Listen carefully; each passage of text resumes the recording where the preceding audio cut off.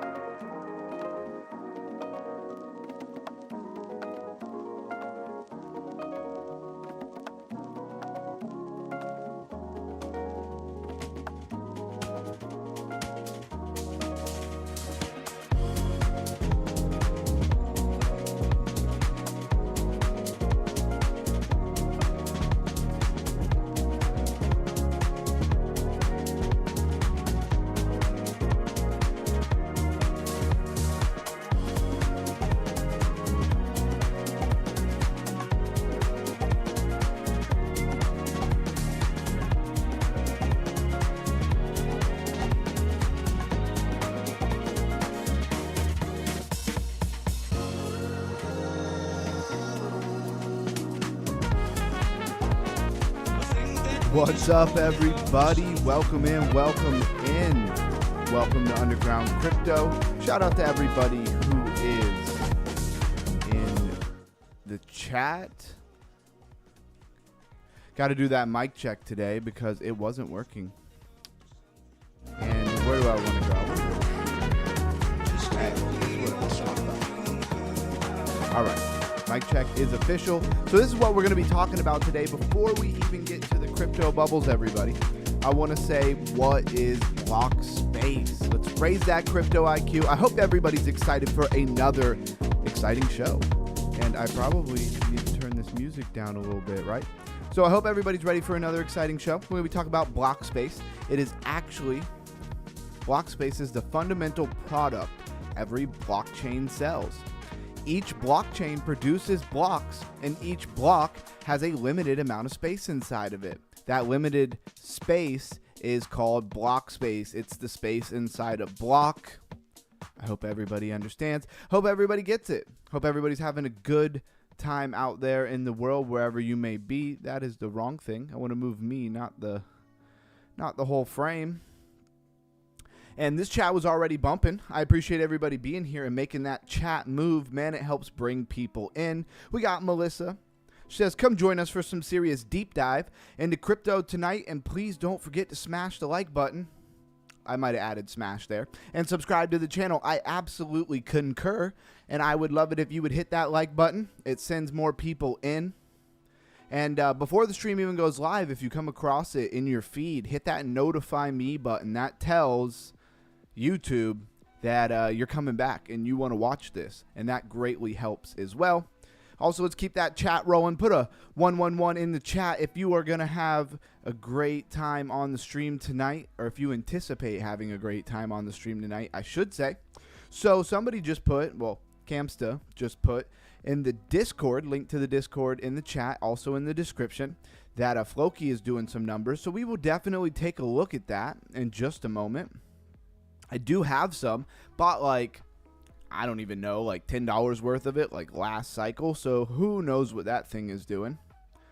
And Crypto Maniac in the house. Those are the three names that I see. I'm sure a few more people will be trickling in here. That one guy, Blues guy, whoever else that we can get. Thank you for your participation. I see those 111s in the chat. Helps out greatly. And, you know, to all my core supporters, emojis, anything you want to throw in the chat, especially in the beginning of the stream. You want something that's really simple, really easy, absolutely free that you can do to help this channel grow.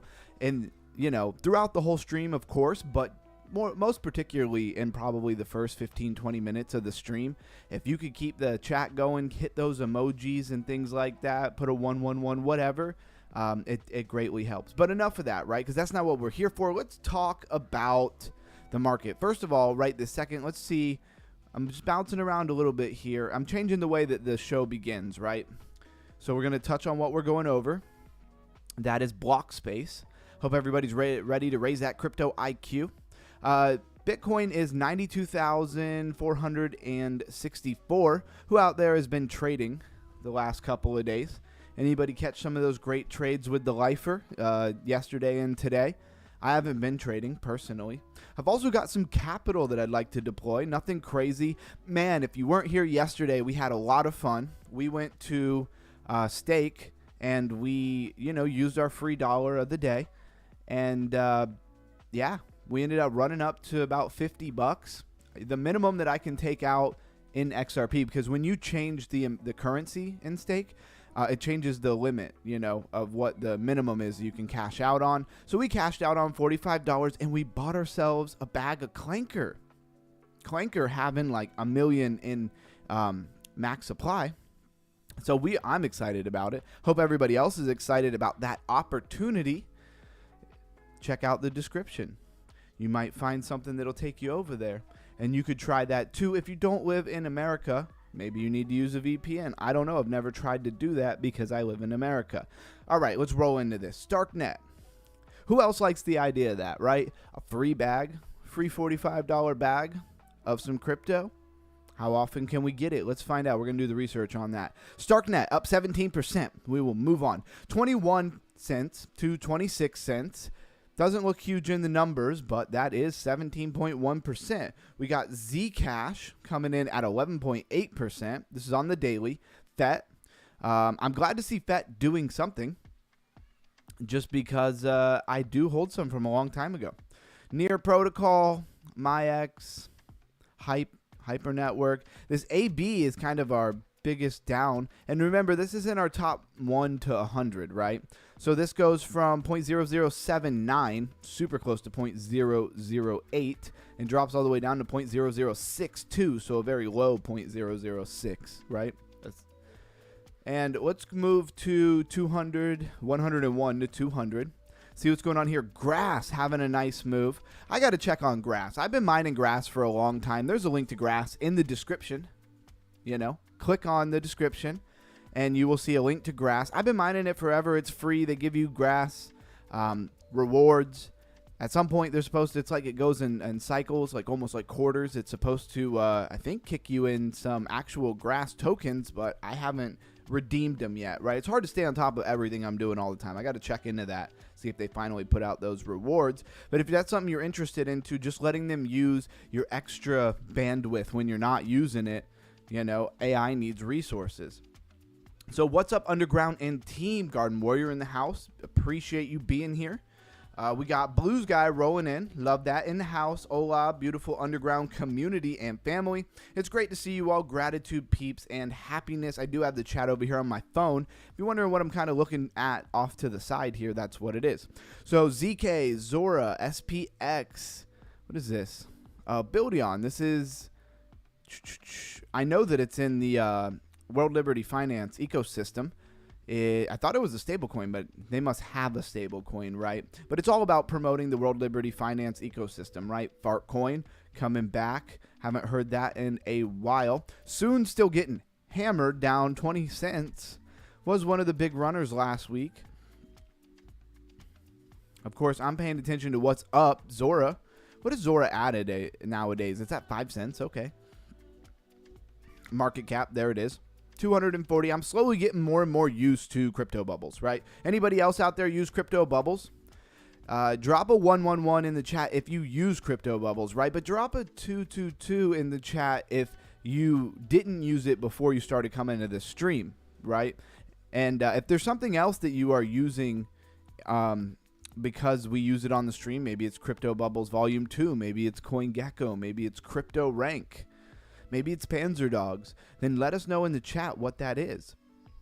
And how many people did not hear me already tell everybody a brief introduction to Blockspace? That is the topic of the day. If you came here to raise your crypto IQ, you are in the right place. Yes, the market hasn't been wonderful. Can it go down forever? I don't know. But either way, I'm here to raise my crypto IQ with you guys, and I hope everybody has that same mission in mind. What is this, Merrill? Merrill Chain.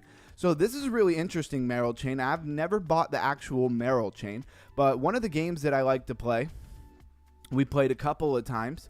What is it called? Dragonverse, I believe. It's a big download. You know, it's almost like playing. It's a free world game, kind of like WoW or something like that, but not as built out, right? Not as advanced. But it's on the Merrill Chain, and so I have some BTC Merrill Chain version, like a wrapped version, and I have it staked. It's really interesting. I'll have to show you guys that sometime. I don't know what it's worth, but I have done that. I've got things all over the place. Plague Dog's in the house. What's up, brother? Coming in. We got Banter Bubbles, says Camsta. Yeah, nice. Deep Dive, Aloe. Let's see. Plague Dog, what's up? LOL, Underground Man. Bro, how you doing today? I'm doing absolutely wonderful.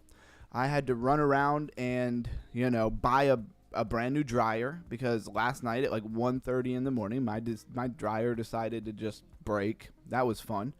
And normally I try to fix things. I don't have the time for it. It's old. It was used when I bought it. We just got rid of it. And so I bought a new dryer today. I didn't buy anything crazy or fancy, right? But I just bought a basic model new dryer. Says that I should get at least 10 years out of it. If I get, or it's actually said 13, but if I get 10 out of it, I'll be happy.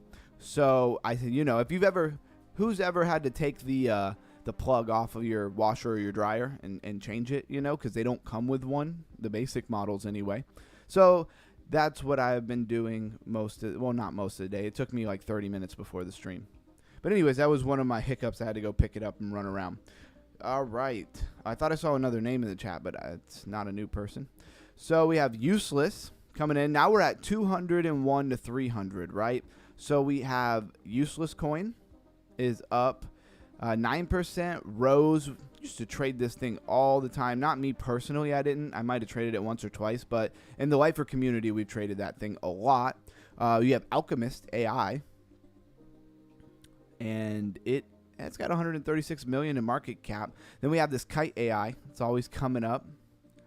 Has 168 million. And then, of course, Anoma, right? What did Anoma do? Anoma ran back to 5 cents. It's still up 8.3% on the week. Can this thing turn around and build, right? It's almost back to 100 million in market cap.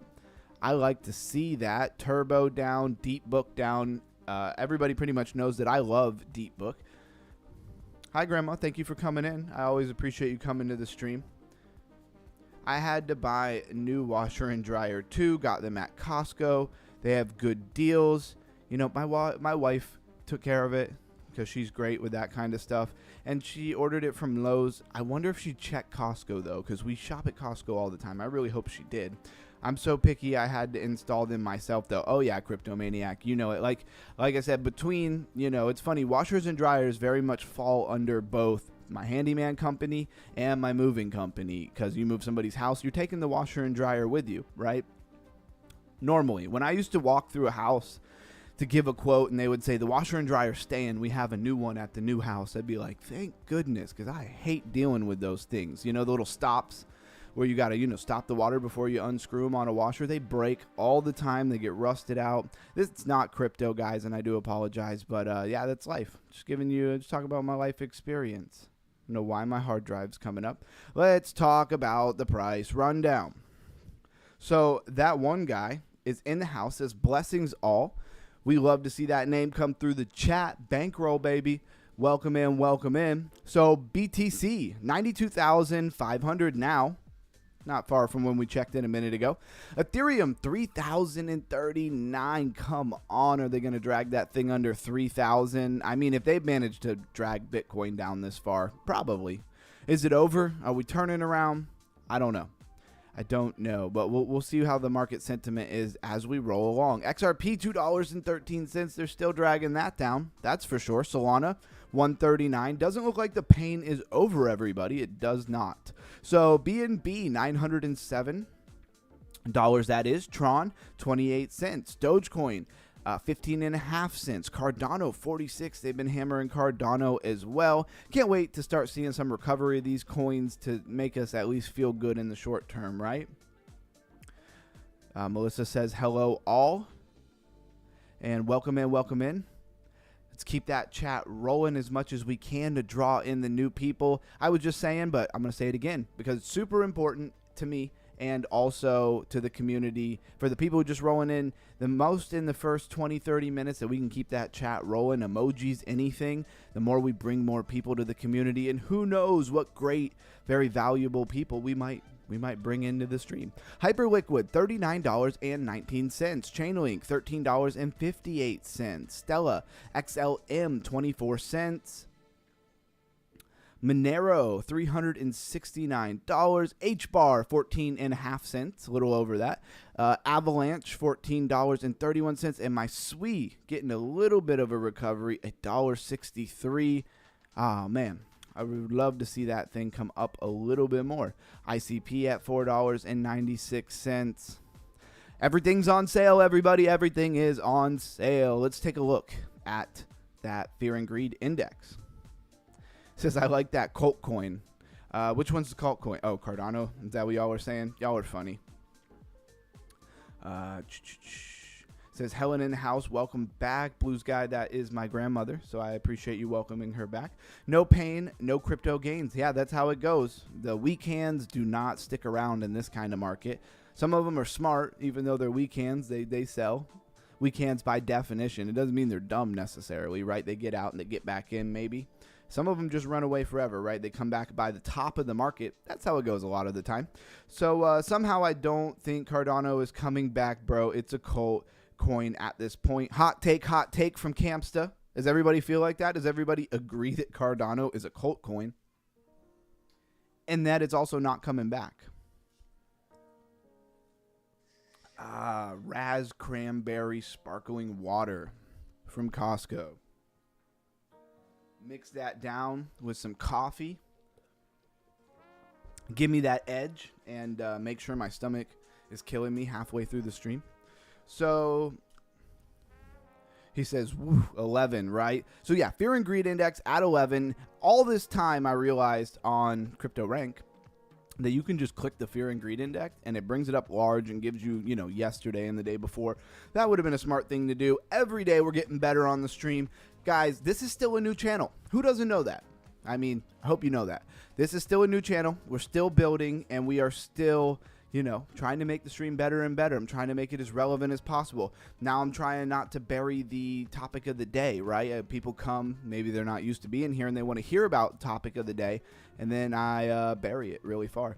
It's like an hour into the stream, right? So what is Blockspace actually? So Blockspace is the fundamental product every blockchain sells. So it's what every blockchain sells, right? Each blockchain produces blocks. I think most people understand that, especially in this community. And each block has a limited amount of space inside of it. That limited space is called block space. It is the space inside a block. Not that complicated, at least to start with. We'll see how complicated it gets. Anyways, the Fear and Greed Index is chilling at 11. We got up to 15. So, and it says 7 days ago. They just give us like a random 7 days ago. And 1 M ago, I doubt that's 1 minute ago. That'd be 1 month ago, right? So a month ago it was 34. 7 days ago it was 15. Yesterday it was 15. So you could tell we've been in this range, and we started even coming down a month ago. And now we're just chilling at 11. Everything is on sale. Convictions are being tested. They want to shake you guys out. They do not want you guys. Not financial advice. My personal opinion. They do not want retail to ride to the top of this market with them. They want you to come in and buy at the top of the market. That's how they get rid of their bags before everything dumps. Now, that's never a guarantee, and past price action is not indicative to future price action. Everybody follow me there? What happened before does not guarantee that it'll happen again. And history tends to rhyme, but never perfectly repeat. I know I messed that saying up, but, it is what it is. Oh, that's nice, Underground. Grandma, hi, it's so nice to have you with us. Absolutely. My whole entire life, my grandma has been just a huge supporter and, really made me who I am more than probably anybody else in my life. So it's amazing that she even stops by the live stream. And you'd be surprised. Like, my own mother has trouble working her phone and getting email and stuff. My grandmother do everything, run circles around most of us. So, everything is fine, it says. Hold on. What just happened? Everything is fine, says CoinGecko. I love how his eye twitches, right? His eye is just like, trying to go to what was trending. Cloudflare, AWS. Lately, we've been having all of these different issues out there. Hopefully, we don't have any trouble while we're streaming or anything like that. So ADA moves with the market. Lots of coins have cults. Yeah, I mean, that's something everybody could kind of say, right? Everybody really on this cult idea, right? It better come back. I hold ADA. I'm with Melissa on that. I actually hold, I don't know, I probably bought like $1,000 of it at some point back in the bear market. 11 is wild. I'm surprised it didn't go further today. Yeah. How low can it go? Can it go to 0? And you could say, can it go to 0? But what I'm really saying is, like, can it go to, like, 2? Does it even go to 2, like, in a bear market? I don't know. Does it just go to 0 and chill? The eye twitch. Yeah, that's how we all feel. He's got his tea, and everything's on fire, and he's just like, everything's fine. Just like the meme. I have plenty of coins, and I'm not in a cult. Well, Melissa rejects that, Camsta. Or Blues guy, whoever brought up the whole cult thing, right? No Colts around here unless you are rooting for the football team, right? That's the only Colt that we're entertaining around here. I have no idea what's going on. Is all of CoinGecko down or just the link I'm trying to go to? Anyways, then we're just going to come over to Crypto Rank and we will come back to that. And we'll just run this in reverse a little bit than what we would normally do. And again, guys, let's keep that chat running. I know I'm leaning a little heavily on you guys, right? But the sooner we get more people in, the sooner we get monetized around here, the better content I can crank out for everybody. So it's one hand washes the other around here. I appreciate all of you. So Bitcoin Cash chilling at $492, but it's down 4.7% in the last 7 days. This is what is trending, guys, not top gainers, top losers. OKB, Chainlink, Avalanche, a lot of big ones. Immutable X, Virtual, Tezos, TIA, or Celestia, built on the secret network for those who don't know. Decred, we've been seeing a lot. Fast Token, been seeing it a lot. It's like the only thing actually up, 1.68%.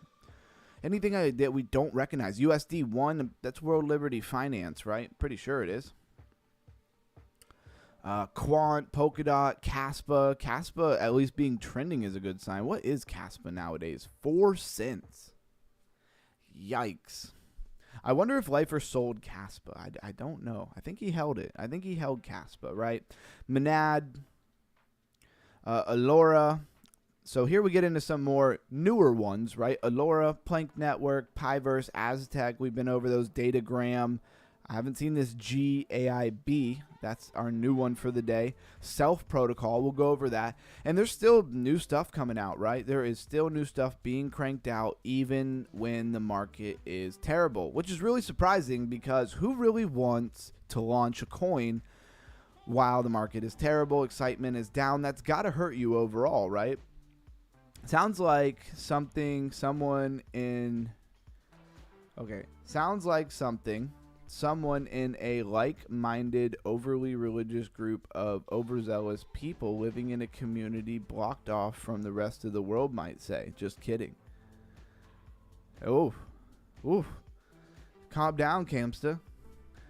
That could come off a little harsh. Polkadot still just out there existing. And like I've already said in the Discord, everybody get along with each other. I think you two are fine because you guys are probably just messing around with each other. But let's be nice to everybody, all right? That's all I'm going to say about that. So let's look at this GAIB since CoinGecko doesn't seem to want to work much, right? And let's take a look at it. What is it? It has AI right in the middle, so, I mean, it kind of gives you away there. We have the artificial intelligence tag. Campsta says, I'm staking Atom on BitBuy. I don't know what BitBuy is. I don't know why. Probably just because they won't let me sell it and close my account. They won't let you sell it on BitBuy. I don't know about BitBuy. I've never used that. There's so many exchanges where you just put bit in front of something. I don't even know anymore. So, oh, Zero Gravity and Plume ecosystem. Okay, I like that. I like that a lot. Plume, if you know, Zero Gravity, more of a newer project. At least it's token generation event. So what is GAIB? So GAIB focuses on creating a new commodity asset class, GPUs, with yield backed by real AI cash flow. GAIB financializes and tokenizes enterprise-grade GPUs and creates a vibrant community around it. GAIB addresses the growing demand for high-performance computing resources in the AI era by transforming how high-end GPUs are financed, traded, and utilized. Very needed niche, right?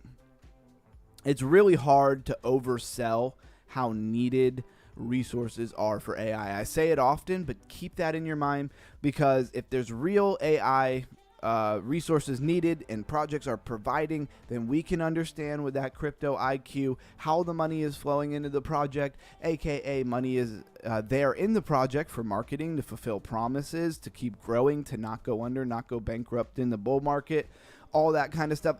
Here's a little, hint.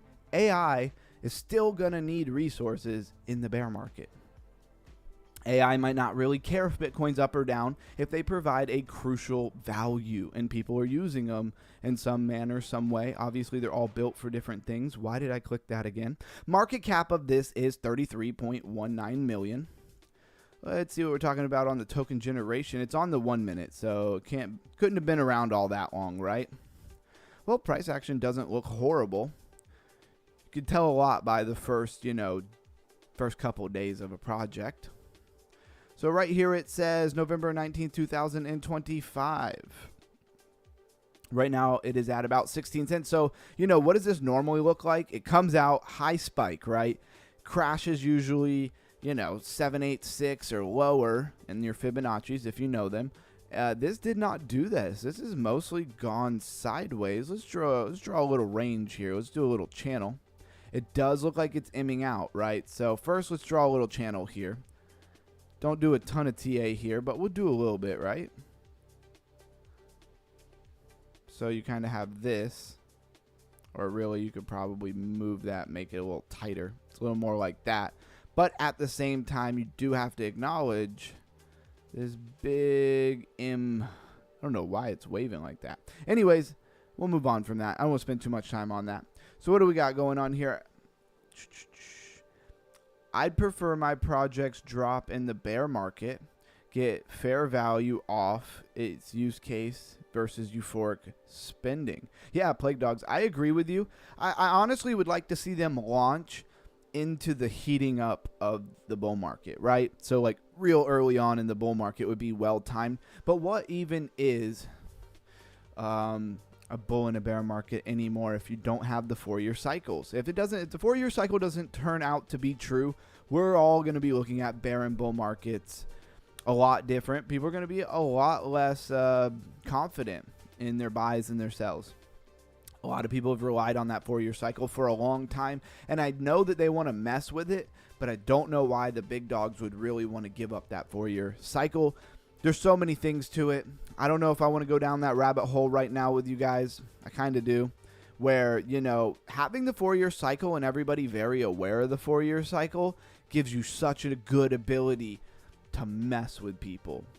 And that's what they love, because that's market manipulation in a nutshell, and that feeds them because they have all the money. And they keep getting more of our money, right? Ever seen that comedian that says, there's a good chance Jeff Bezos might just have all of our money. And, it's kind of our fault because we gave it to him. Hilarious. That guy's funny. All right. Anyways, keep it crypto. Stay underground. Stay crypto. GAIB.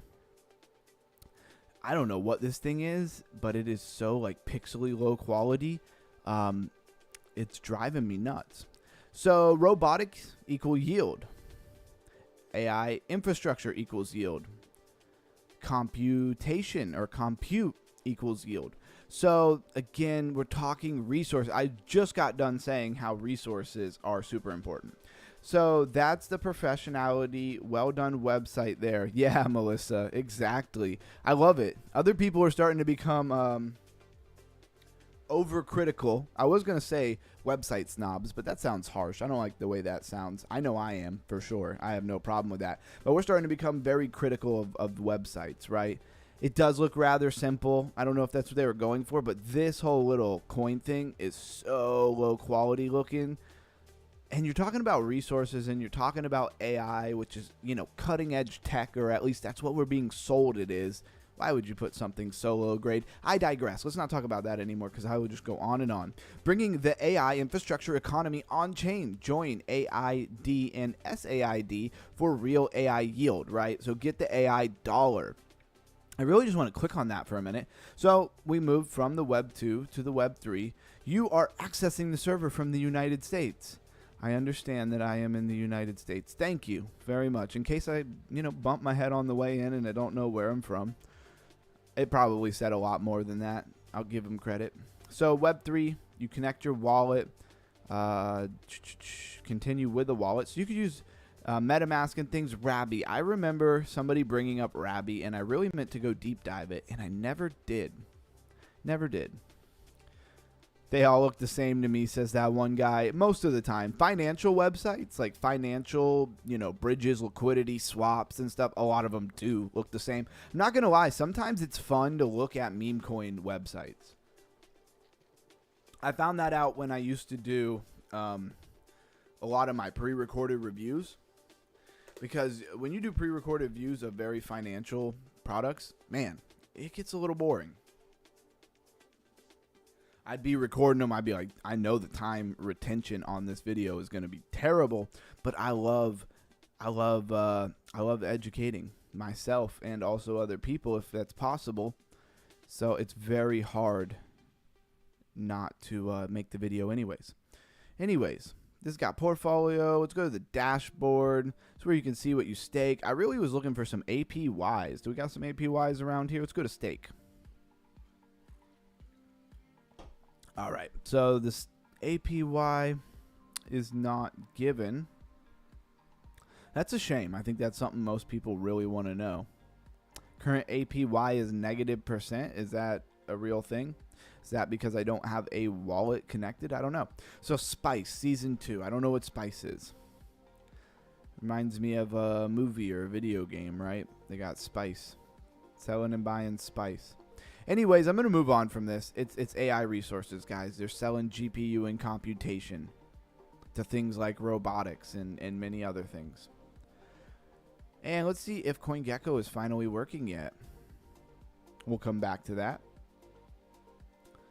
So I think there was another project I didn't recognize, Self Protocol. And I tend to go over a project for a couple of days, and then I'm not going to just like go over it. It's like every time I bring it up, after I've already brought it up day after day, I go over it a little less. So the first time we go over it, not very much. And if you see me just like bring the page up and just read what it is and move on, that means we've been over it a bunch of times. Self Protocol, 9 million. Is what they've raised. No token generation event yet, right? Prove you're a human seamlessly and private. Of course, privacy is everything right now. You don't even have to, I guess, really have any tech at this point. You could just launch privacy type stuff or websites and coins and put privacy on it. Who's really building out there and who is full of it? So the leading digital identity infrastructure for Web 2 and Web 3 self-leverages zero-knowledge cryptography and discloses verifiable credentials without revealing any sensitive information, no third parties, no data leaks. They have a video. I doubt there's a lot of times with these videos, there's nothing but, some background music or something.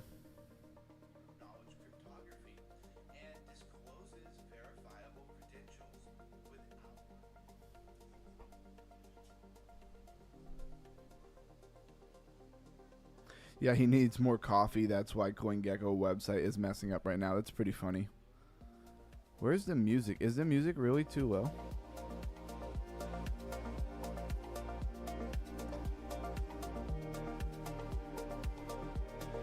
Maybe the music is... I was just doing a quick mic check again and checking the volume on the music. I pulled the volume on the music up a little bit, so let me know if it's too loud or if you hate the song. Let me know how you feel about the music.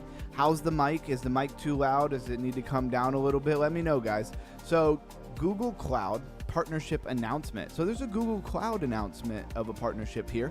Google Cloud to integrate self-proof of humanity, empowering Web3 developer adoption through new AI tooling and infrastructure. Well, that's very interesting.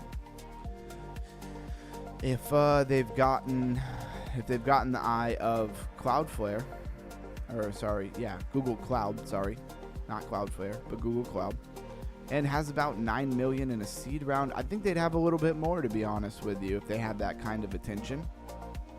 Are they really legitimate? Or are they just making that up? So your data is your business, no one else's. Self makes identity verification simple, seamless, and secure. Zero knowledge technology ensures that everybody, even the developers of a protocol, has access to users' private information. Data is never stored by an external entity and therefore impossible to leak. No exposure, no guesswork. Let me ask you guys a question. Would you prefer that we did the what's trending in things later in the show, and we did all, not all, but like we did the crypto IQ and all that stuff up front? Or do you like having it this way for about the first hour and then we go into the crypto IQ stuff? I want to take a poll there, and I just want people to interact. I'm not even going to put it up as a poll. I just want to hear what you guys have to say about it.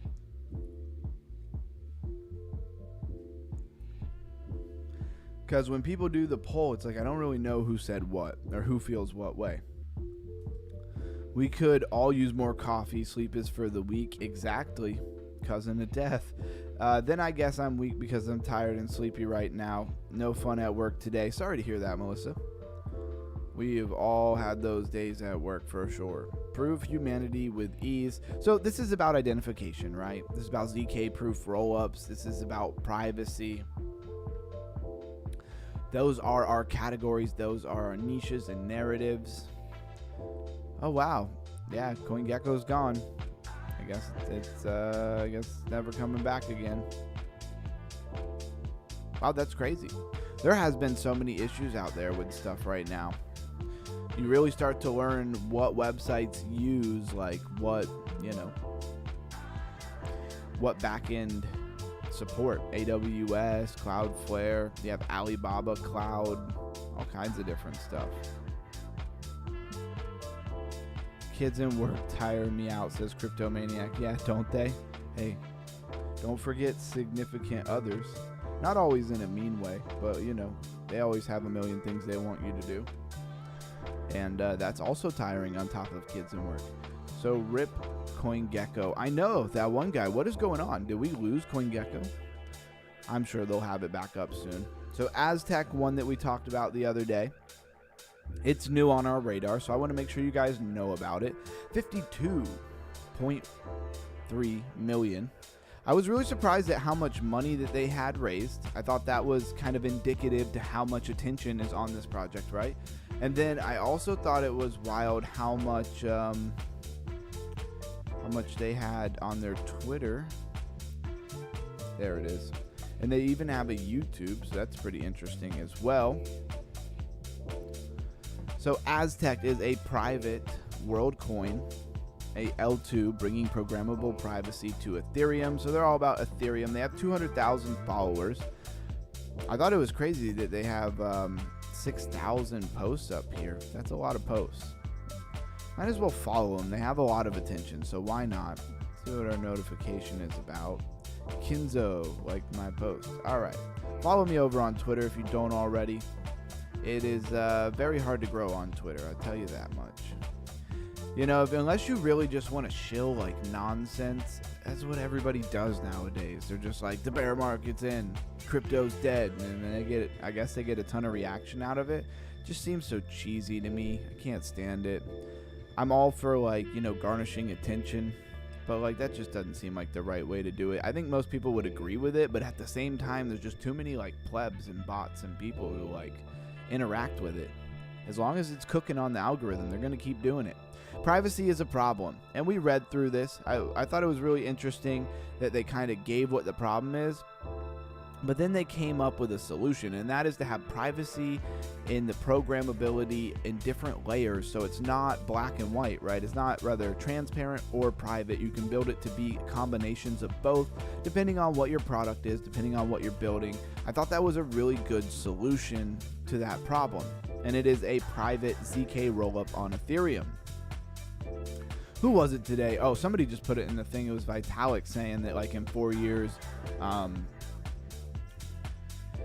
quantum computers or quantum computing and stuff will be able to break Ethereum and Bitcoin. If they know that, they better get started on fixing it. That's all I have to say about that.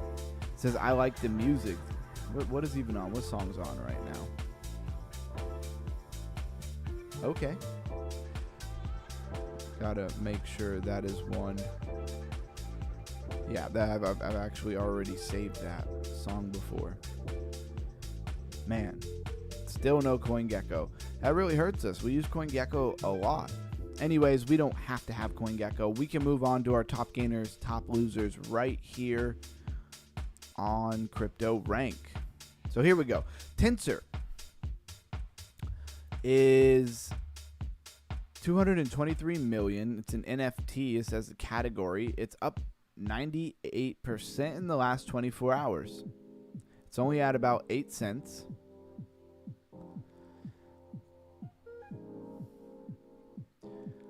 So Solana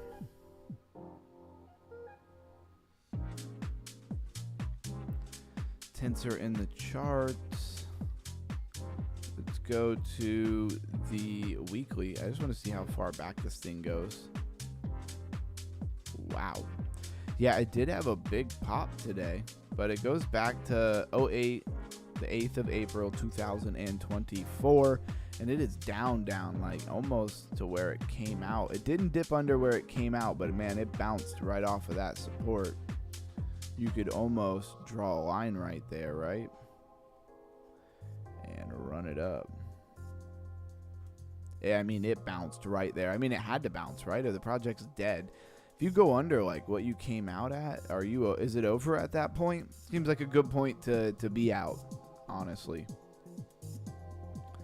All right. Yep. CoinGecko still cooked.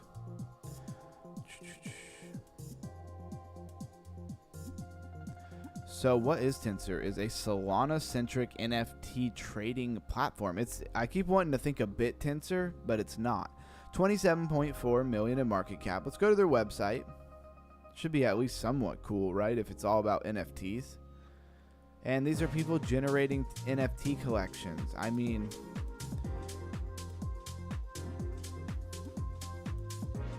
unless you really have a lot of followers, is it even exciting to have an NFT of nothing?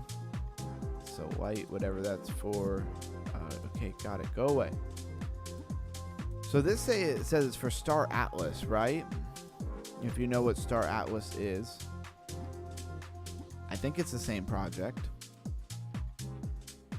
I bought some NFTs in it a long time ago when they first came out. Then the game came out and it was super confusing. I could never figure out how to play it. It was honestly pretty crappy.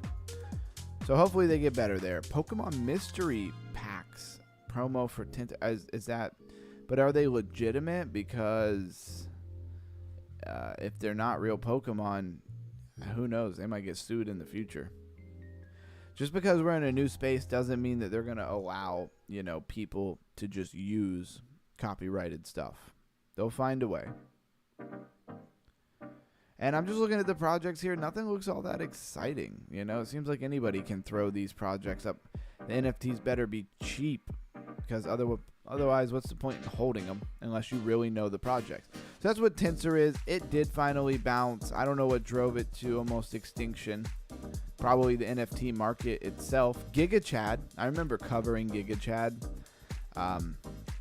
quite some time ago. But if you're seeing things like Floki Pump, well, GigaChad, I guess, is not that surprising. It's up 56% today. But like overall, what does the chart look like? Probably not that good. So let's do the same thing where we go to like the weekly. Let's take a look at it. Yeah, look at that thing. Oof. Definitely down from where it came out at. Yeah, that thing even went lower there. It got a little bounce, but that thing doesn't look great. But how hard can you be on a meme coin when the whole market is just tore up? So yeah, I mean, not that great when those are the projects that are the top gainers of the day. Aikido Games, we've talked about them before. I do recognize that. Only 10.9 million. Everything just absolutely smashed into the grounds. It went up and it went down. Gave it all back. Again, bouncing very much in that place where it's almost like they had to bounce, right? You almost have to bounce there. Anyways, go to their website. Should jog your memory. Maybe you know about it, maybe you don't. Move the chat out of my way. So AKE points redemption, Aikido AI platform, play drop. What is play drop? Is that like their airdrop? Play to earn. And here's all the games. A lot of their games are super simple, right? Let's see if we can connect a wallet. Probably not logged into said wallet. Oh, I am. All right, good.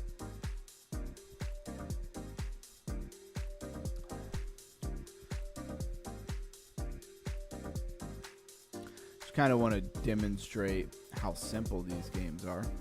I don't know, what is this doing? Please request Evo before you can confirm. Okay, confirm. Go.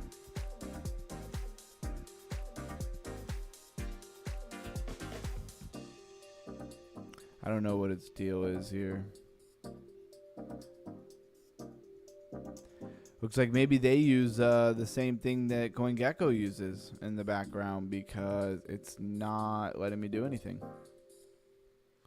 Okay, there we go. Finally it connected. What am I clicking on? What am I doing? Yeah, play to earn. That's what we want to do. We want to play to earn. I want to play this Mario. I hope they let me play it with the WASD type function. Okay, it is working. And I just wanted to show like how simple these games are, you know? This is kind of what we normally get in crypto. That's why that Panzer Dog game is really cool. Because at least it's in 3D and it feels like a more real game. It's not Call of Duty, right? It's not Black Ops 7 or whatever. Whatever is out now. I think that's the newest one. Not that I ever played those. So what do I got? A duck with a sword? Oh, he shoots swords. Oh, you don't even...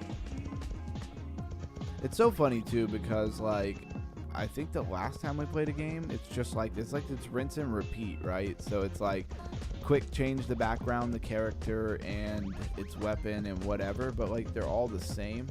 Not every game, but like there's like different formats of games. Now I got like a fishbowl shield on me.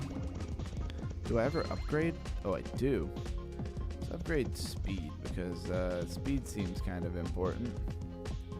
And then so what? It's like a maze. Wow, you take a lot of damage when you get hit. No idea what I'm supposed to be doing in this game. Just kind of like wandering around. It's like a maze. Oh snap, there's like a boss in here. Cooked. They cooked that duck. Alright, I'm not going to retry, obviously. If anything, I can go back. If I was going to play it, I'd play something else. So that's play drop. So Akita is a launch pad for content and idea. Akita points redemption is now live. Did we ever get points? Where do we go to see if we got? So X402 top up, what does that mean? So top up credits, crypto payments, choose the amount, top up with crypto. I have no idea what this is about, but I do like that X402 is integrated into this. That's pretty cool. We are really just kind of deep diving right here. A one-time free trial, I guess, where you can create your own game. Should we try it?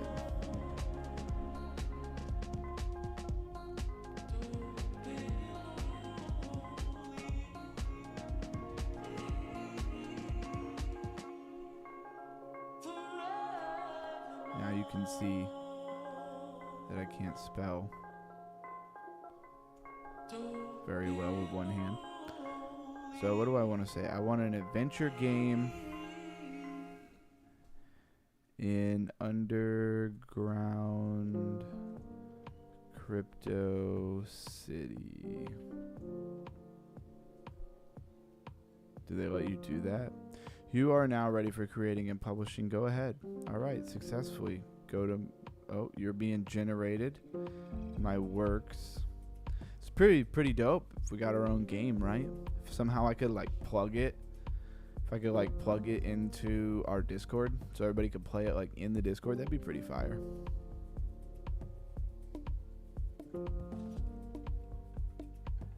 When you just start clicking around, who knows what you might find.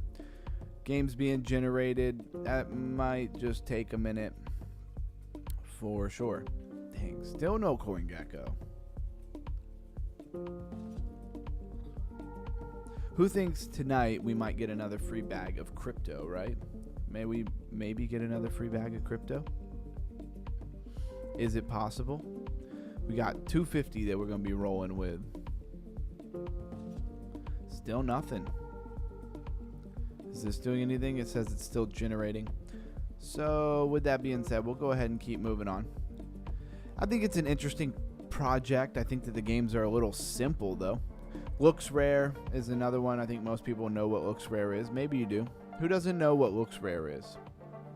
Looks Rare is the community first NFT market with rewards and participating. Everybody please drop an emoji in the chat. Let's try to keep that chat running. What is Looks Rare? Looks Rare is the first NFT marketplace that actively rewards traders, collectors, and creators. Did I say that twice? For participating. Part of being community first means that Looks Rare rewards. Okay, yeah. I was actually mixing this up with something else. I remember when Looks Rare came out. I don't think Looks Rare ever did very well. I mean, everything is not doing really well. Yeah. You could say it didn't do very well. It started, yeah. See, that's what I thought. It went back in the very beginning. I remember when this thing came out, which would have been, 17th of January, 2022. So back in 2022. And it really did fall, and it's done nothing but just chill at the bottom. I think that thing is cooked. I don't know why it's bouncing today. El Cheeto in the house. Welcome in, welcome in. What's up, what's up? We're still just kind of going over what is trending. And our top gainers, top losers. We made a crypto game. Should have told him to call it Underground Crypto. That probably should have been put in there, right? I like that they give you one free one. I just link a different wallet, maybe. Do it again. Just make new wallets and you get a free one, right? You don't ever have to actually pay for it. So we are playing our game that they generated for us at Aikido.ai. So Endless Survivor. And as you can see, like, it's the same game, right? It's just the same game again. It's supposed to be an underground city, I guess, because, like, it looks like bricks. And what's with the money thing? It doesn't do anything. Oh, what is that? Oh, what is that? Aikido. Can you actually earn anything in these games? I don't know.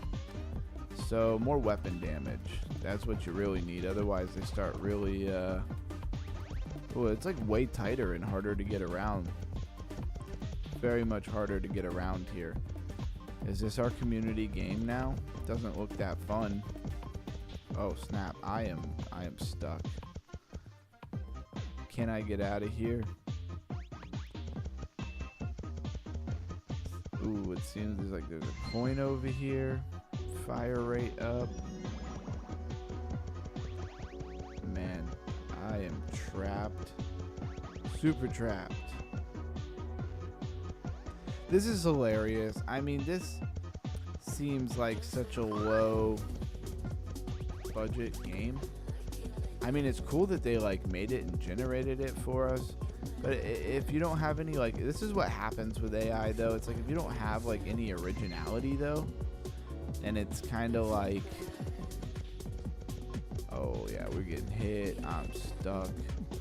And it's kind of like every game is the same, then what's the point? You might as well just play the first game they ever made and it's all about the same, right? So they generated us this game. We got some ad points. I don't know what we do with it. Are we able to actually like embed it? What does this do? We're gonna copy the link. I'm gonna throw it in the Discord just for laughs, pretty much. If anybody wants to take a shot at getting like a high score or something. If nobody plays it, I will not be offended. It is a very simple game. Anyways, I just remember that website, so I went ahead and pulled that up. Let's talk about that crypto raising part of the day. El Cheeto, you're here just in time. Come check out our brand new community game. It doesn't seem that fun. Underground 0 out of 10, right? Yeah, we won't be putting a whole lot of marketing behind that game, right? Just be like a picture of me, like a digital picture of me instead of that chick. I probably could have done a lot better giving it like parameters and stuff, but I did not feel like putting that level of effort into it because I pretty much knew it was going to AI generate the same game that we just played over and over again. what blockchain actually is. So we're talking about block space. I said blockchain. What block space? It's the space inside a block. I will read this for like the third time. Can they only make one type of game? I don't really know, Camsta, to be honest with you. I think that they can make more than one type of game, but like say that they can make 5 different types of games. It's just like a parameter thing. It didn't really give me an option. And so I don't know. You could play around with it for sure. I mean, you don't even have to pay for it. You really could just like hop on different wallets and stuff. What is this? Notifications. Okay, no. All right, Blockspace. Now we're going to get into that crypto raising stuff right there. I'm going to switch to sit down mode.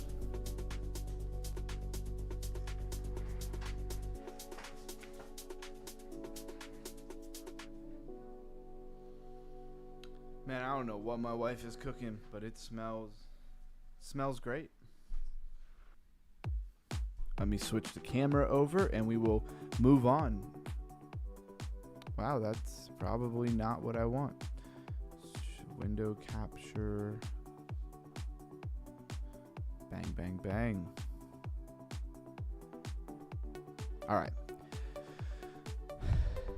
Blockspace is the fundamental product every blockchain sells.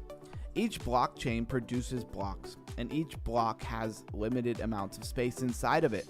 That limited space is called block space.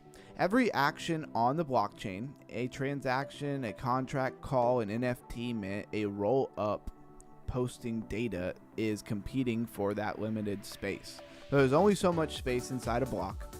This has a lot to do with MEV, maximum extractable value.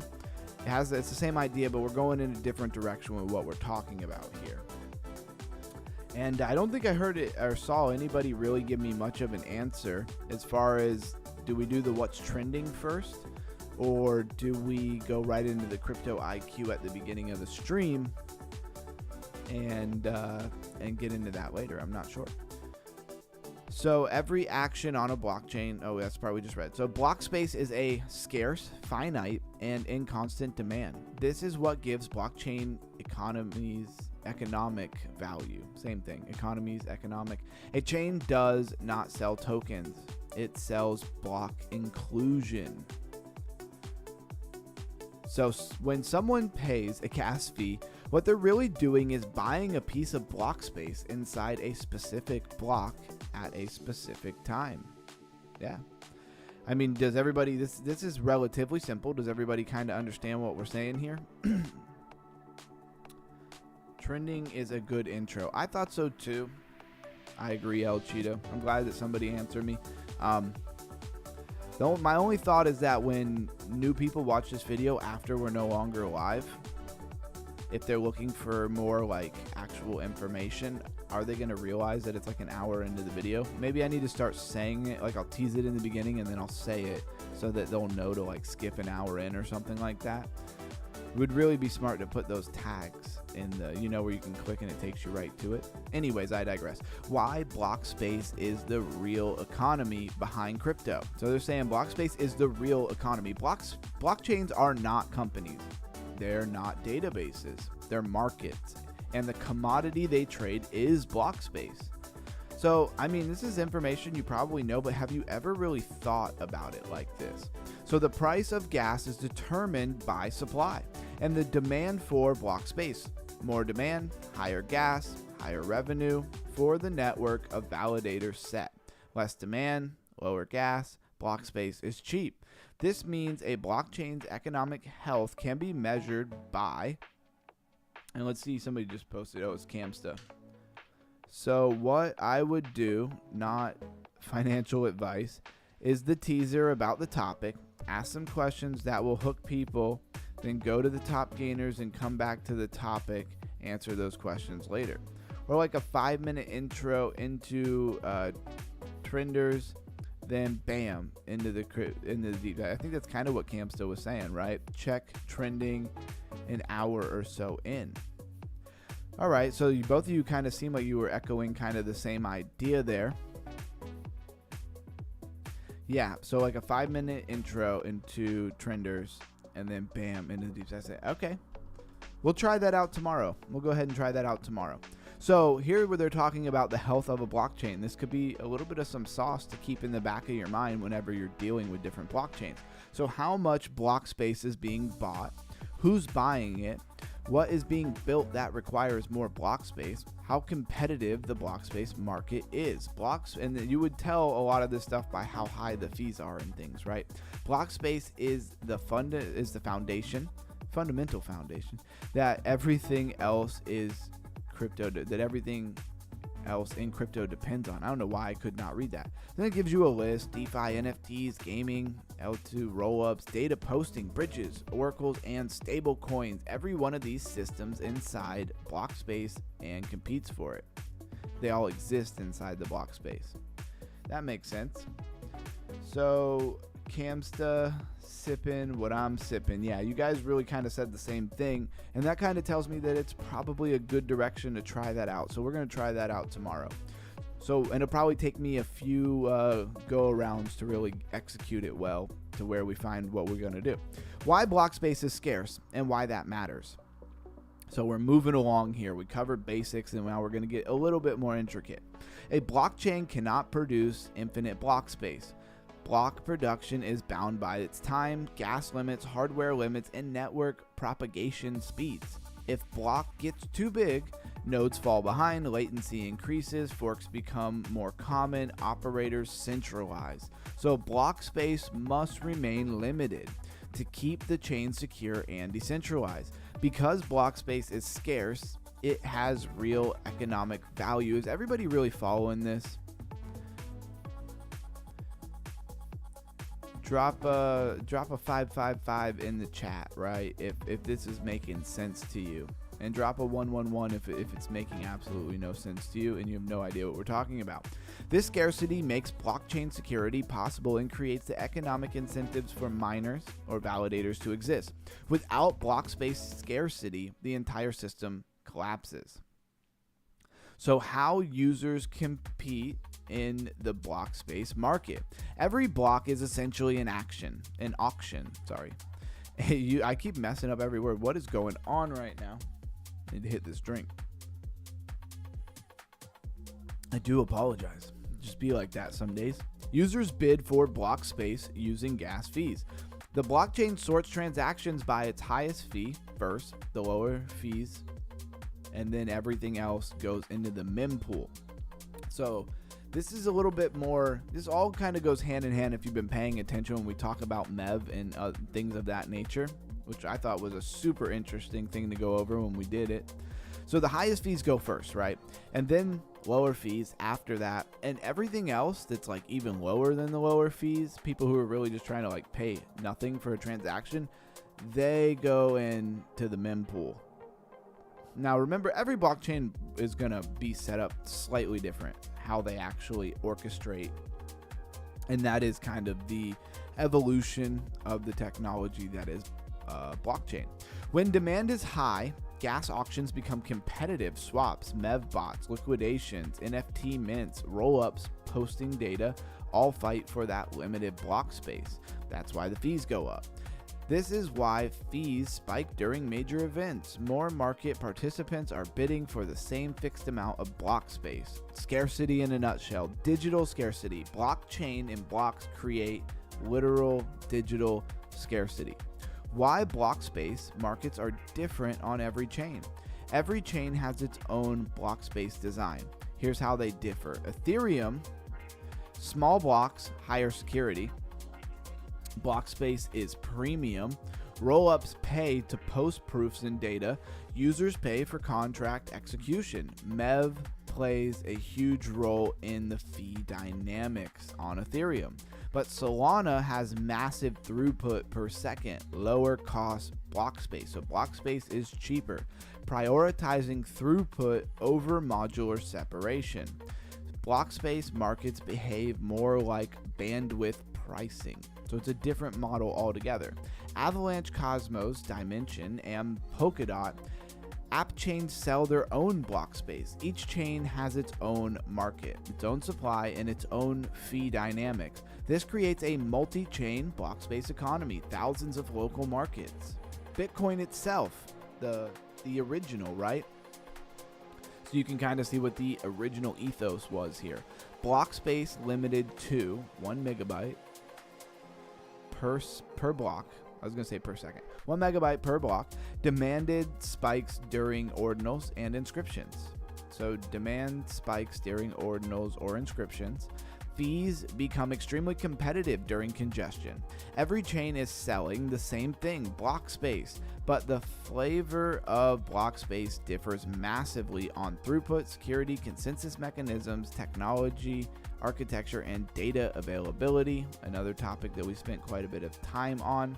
So number 6 here, layer 2 rollups and their Blockspace markets. So now we're going to talk about layer 2 rollups, probably a lot about rollups in general and how they work with this block space. So like Arbitrum, Optimism, Base, ZK Sync, and Starknet have their own internal Blockspace market.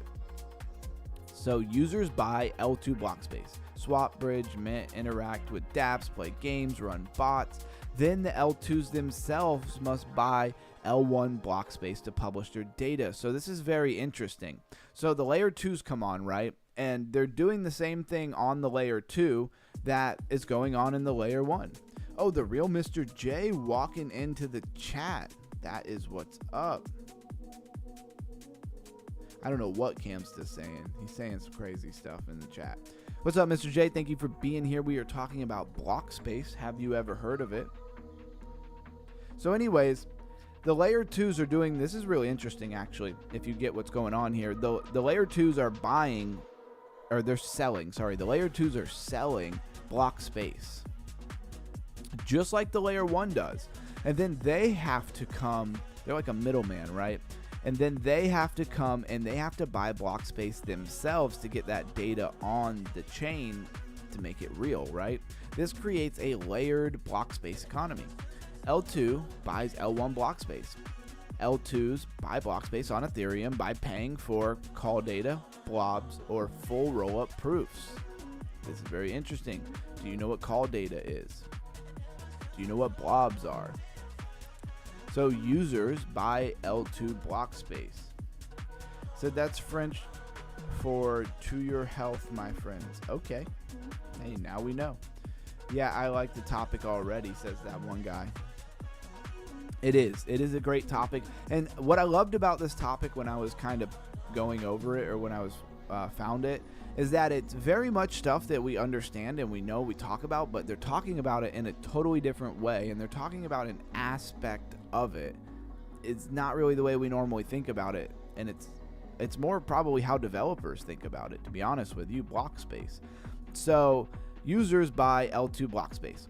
Users pay the fee on the rollup. This means L2s are block space resellers. So it's saying that the fundamental thing that a L2 is doing is selling block space, right? They wholesale layer 1 block space and retail it to users. And that's why a lot of times it's cheaper on the L2 than the L1. So this connects the health of each L2 to the underlying L1 Blockspace market. So the market of the layer 1 that they're built upon really determines the health of the layer 2 itself. So if Ethereum gets out of whack, Base is going to get out of whack. Then, okay, when blob prices go up, L2s get more expensive. When blob prices go down, L2s get cheaper. Layer 2 block space depends on layer 1 block space. Okay, they're just kind of rehashing that out. Where are we going with it next? So modular block space markets, data availability layers, and shared sequencers. So this is where you get a little bit of a little bit more complex twist on it, right? Modular ecosystems create new forms of block space. Data availability block space, think TIA, Avil, and this EGN. I think what is it supposed to be? EGN? I don't know. I'm done trying to figure out how to say that thing. This is block space specifically for publishing rollup data. Rollups pay data availability layers directly. Modular data availability markets introduce competition, price differences, new demand spikes, and specialized data block space. Shared sequencers, Radius, Espresso, and this Asteria. Shared sequencers produce block space for many rollups at one time. This creates the beginning of shared Blockspace markets. Multiple chains sharing block production creates coordinated fee dynamics. So I know this is really simple, but let's say this again. So shared sequencers. So what's a sequencer? They are putting things in sequence on a blockchain. Produce block space for many rollups at one time. That sounds like faster throughput, right? This creates the beginning of shared Blockspace markets. Multiple chains sharing block space production creates coordinated fee dynamics. I think that's really interesting if you understand what we're saying. I never really understand how well people are following along here. Now we get into MEV. How MEV influences Blockspace markets. So MEV, maximal extractable value, is the financial layer on top of Blockspace. I kind of slowed down a little bit because I want everybody to really understand what we're saying here. So MEV bots compete for profitable ordering opportunities, right? So MEV is very much about, extracting all the value that they possibly can, maximally, if you will, in the sequencing of how and when and who goes first and who goes last. And sometimes the MEV bot wants to be first in the transaction to front run something. Sometimes it wants to be after something to take advantage of it after it's already happened, right? Like a big sell-off is about to happen somewhere. They can see it in the mem pool. These are transactions that have not been put through the sequencer yet, right? Not been validated and actually been made legitimate on the blockchain. And so you don't know where they're going to necessarily want to fit into it. So MEV bots compete for profitable ordering opportunities, arbitrage, sandwich trading, liquidation, cross-chain MEV, and backrunning, priority access to dApps. MEV increases block space demand because MEV actors are willing to pay high fees to secure profitable positions. So they're willing to pay high fees because they have a plan of action, right? And they're already going to make money. So if they pay a little bit more to guarantee that they get the opportunity to make the money, they're willing to do that. This affects Blockspace in two ways. Positively, more demand, more revenue for validators and the protocol, higher economic security. Negatively, of course, like we talked about, gas spikes, user experience suffer. Competition between MEV and normal users. This is probably the biggest problem with MEV that we turn to look at, right? So MEV turns Blockspace into a high-stake financial market. Why understanding Blockspace is critical for evaluating any chain. So what we're really talking about here is kind of deep because it really gives you the ability in a more in the know kind of way to look at a blockchain and actually kind of know what you're looking at. I think that's really cool. As somebody who's gone over specs and blockchains and stuff before, and when you really get into a lot of the details, like in the moment details, like what they've done in the last hour and stuff like that, you could get a little lost with the numbers and the stuff they're talking about and have no idea if it's good or bad, right? If you don't understand this. So block space demand is the best metric for determining long-term value. I mean, we're all here to raise our crypto IQ, but why are we here to raise our crypto IQ? One, for the love of country. For the love of crypto. Yes, I did that on purpose. But also to be better speculators. So if block space demand is the best metric for determining long-term value in a chain, kind of seems important, right? Kind of seems like something we probably should know about, something we should really look at. And I'm going to read it one more time for the people in the back who are probably zoning out when I get to this part of the stream. Block space demand is the best metric for determining long-term value. If you missed it, you missed it. I tried to make sure you caught it.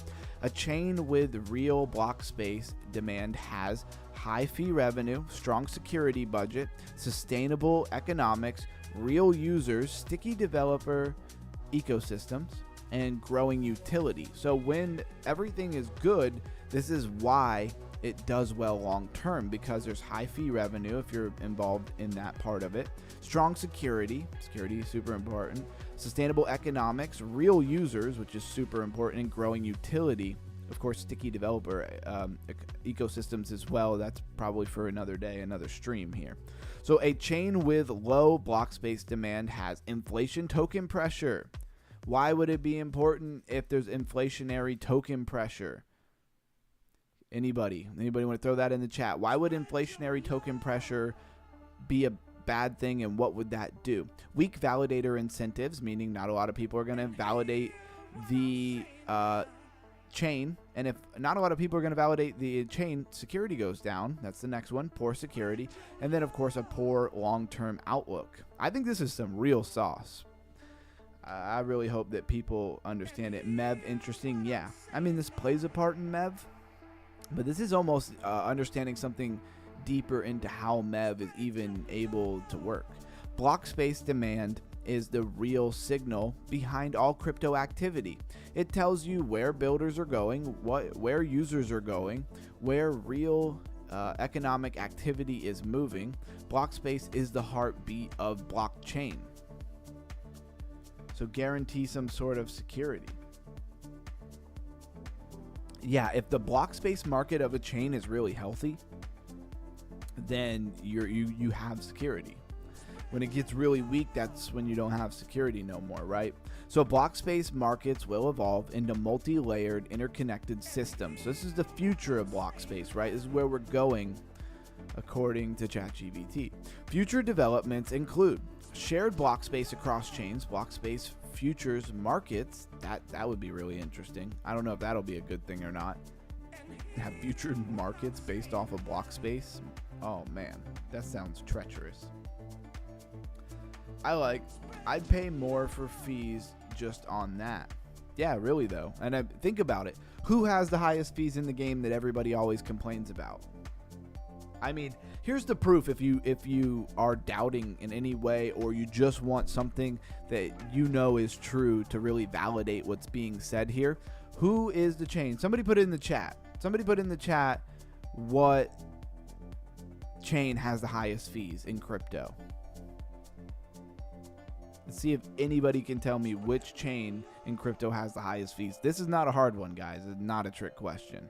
So future development includes shared block space across chains. So the whole block space across chains, which is such an interesting concept because you're settling on the layer one. So like if I'm on Solana and I'm buying block space, and that block space that I'm buying is on Ethereum, how does that help me on Solana? I don't have the answer to that. Yeah, that one guy says ETH. I'm glad that somebody understands what I'm saying. So if ETH has the highest fees in crypto, no doubt, well, isn't it weird that it's also regarded as the safest blockchain in crypto? Don't you see that correlation there? And then what does that do? Yes, it's high fees, but what does it do when it has all the security? Well, everybody wants to be there, from developers. Developers don't want to spend a bunch of time building on a chain that like doesn't have good security and will have issues and problems and exploits. Then they have to worry about going somewhere else. And then of course institutions and stuff, they're not coming unless there's security. Just big players, right? The real Mr. J, not the fake Mr. J, but the real Mr. J also says ETH. So, you know, there you go. Yeah, he says number one, that one guy. Yeah, exactly. That's what makes Ethereum number one next to Bitcoin, right? And, you know, what's really funny is if you kind of, and this is just my thought, I just thought of this. Bitcoin has like how to put this, like no space, very little to no space, right? I don't know if its fees are all that high. I feel like now that I'm thinking about it, Bitcoin's almost a special case here because of the way it's set up. But anyways, you get what I'm saying. Let's move on. Future development includes shared block space across chain. I think that's really interesting because the block space is on a certain layer one, and how would it help you to have space on Ethereum if you're trying to settle something in Solana? They'd have to be all interconnected to where then it could turn around and put it on. So I don't know how that would work at all. I'm not a developer. Blockspace futures markets, that sounds treacherous. I said that. Cross-chain blockspace arbitrage, modular blockspace pricing. Modular, of course, meaning to take it out and separate it into different layers so that you can get rid of congestion. Dynamic fee markets, specialized block space for gaming, AI, and data-heavy apps. Decentralized block builders.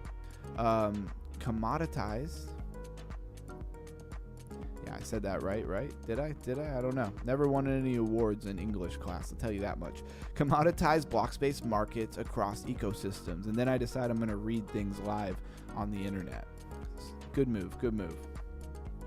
Fees on BTC are okay. $25 you're receiving and will get like 21-ish. Okay. So yeah, so you're paying, I don't know what that extrapolates out to percentage-wise, but that's a decent amount of money, right? Which gives high incentive. Bitcoin's worth a lot of money. That's a lot of incentive to keep that market rolling, which is good security. Blockspace markets will become as important as oil markets, bandwidth markets, and cloud computing markets over time. So keep that in mind. So where is a good place sometimes to speculate if you're down in a bear market? Well, maybe things that really have to do with block space. Because blockchains are, in essence, decentralized computers selling compute or computation. You see the word compute a lot. Think computation. I think a lot of times just people see the word compute and maybe it's just me and you just want to say like computer. Well, a computer does computation, but compute itself is more about computation. Anyways, decentralized computers selling compute and data capacity block by block. Now, why is a computer called a computer? Because it's computing, because it does computation. Hopefully that helps somebody who maybe didn't already understand and know that. This is AKE redeem. AKE point lack. You need to play AKE points to play. Okay, I'm not trying to play nothing. I thought I might have a few points here. So, okay, go away. Can I at least see the page? All right, never mind. I just remembered that they had that little airdrop going on. We are rolling into how much time here? Rolling into an hour and a half on the stream. Did CoinGecko ever come back to life? It did. All right, we got CoinGecko back. Pretty much a ATM fee. Yeah, El Cheeto.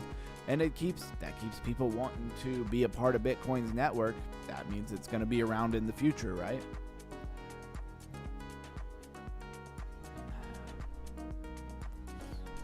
Let's go to what's trending. We're kind of back engineering the show today because CoinGecko wasn't working. So let's go look at what's trending.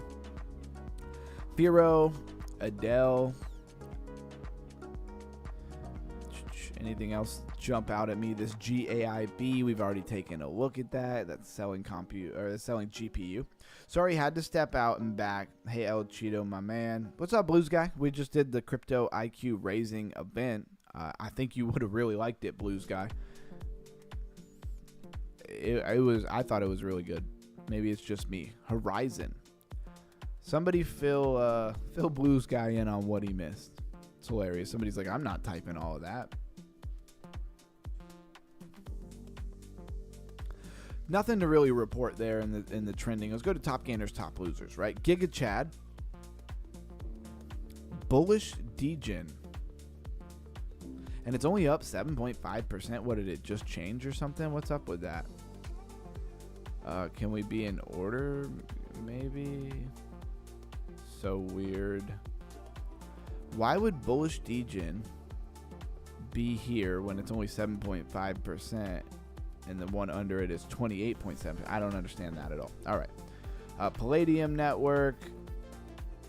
Evil. Harry Potter, Obama, Sonic, Inut. I feel like that one people buy just because it's just ridiculous, right? George plays Clash. That thing's still somehow being relevant. How is that thing done? Let's take a look at it. I just want to see like the 3-month chart. I mean, it had its high back October 3rd. 2025. Yep. All right. Max chart says that. Came back around September 27th, 2025. And yeah, October 3rd, 2025. Then it pulled back. I mean, and it pumped and then it pulled back. And then it's very interesting. It had a lower high, a lower high, a lower high. It did have an odd higher low there, but then a lower low. No, is that a lower low? What is that? That is 0.018, and this was Nah, it was a higher low. Very interesting. Only got 35.8 million. We went over this thing in Bubble Maps Volume 2.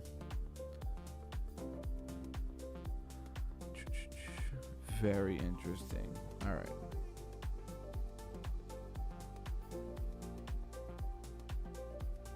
Zora, I know everybody's excited about that one. El Cheeto, how are you doing over on Zora? Let's go check that out.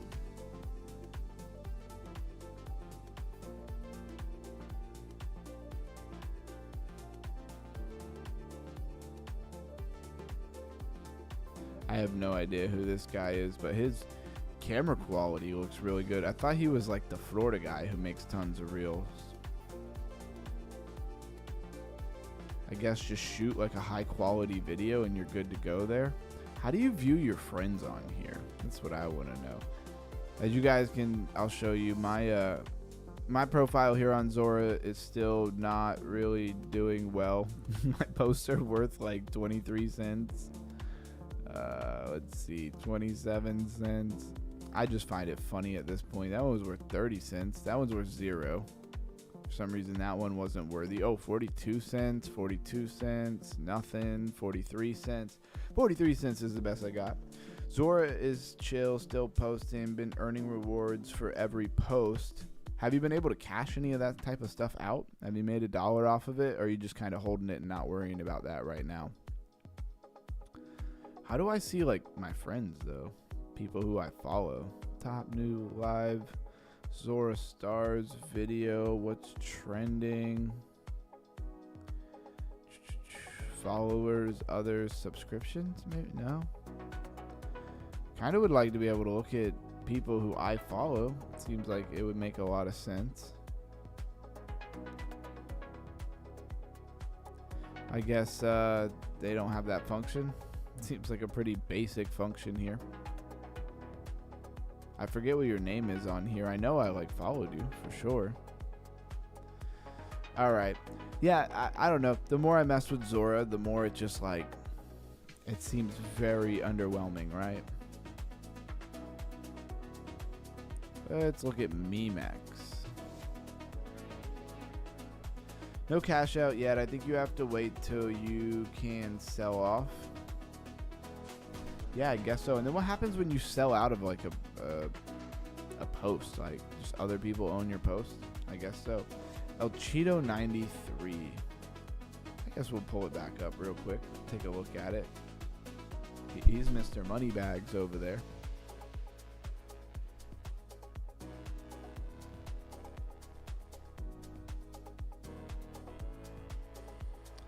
Bang, bang, bang.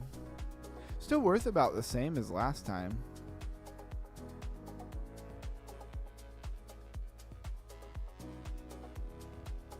It's pretty cool though. I would see why you would do all right. Is this yours? Your photo? Is that like just some like naked chick? I probably should not be zooming in on it. YouTube's probably gonna kill us for that one.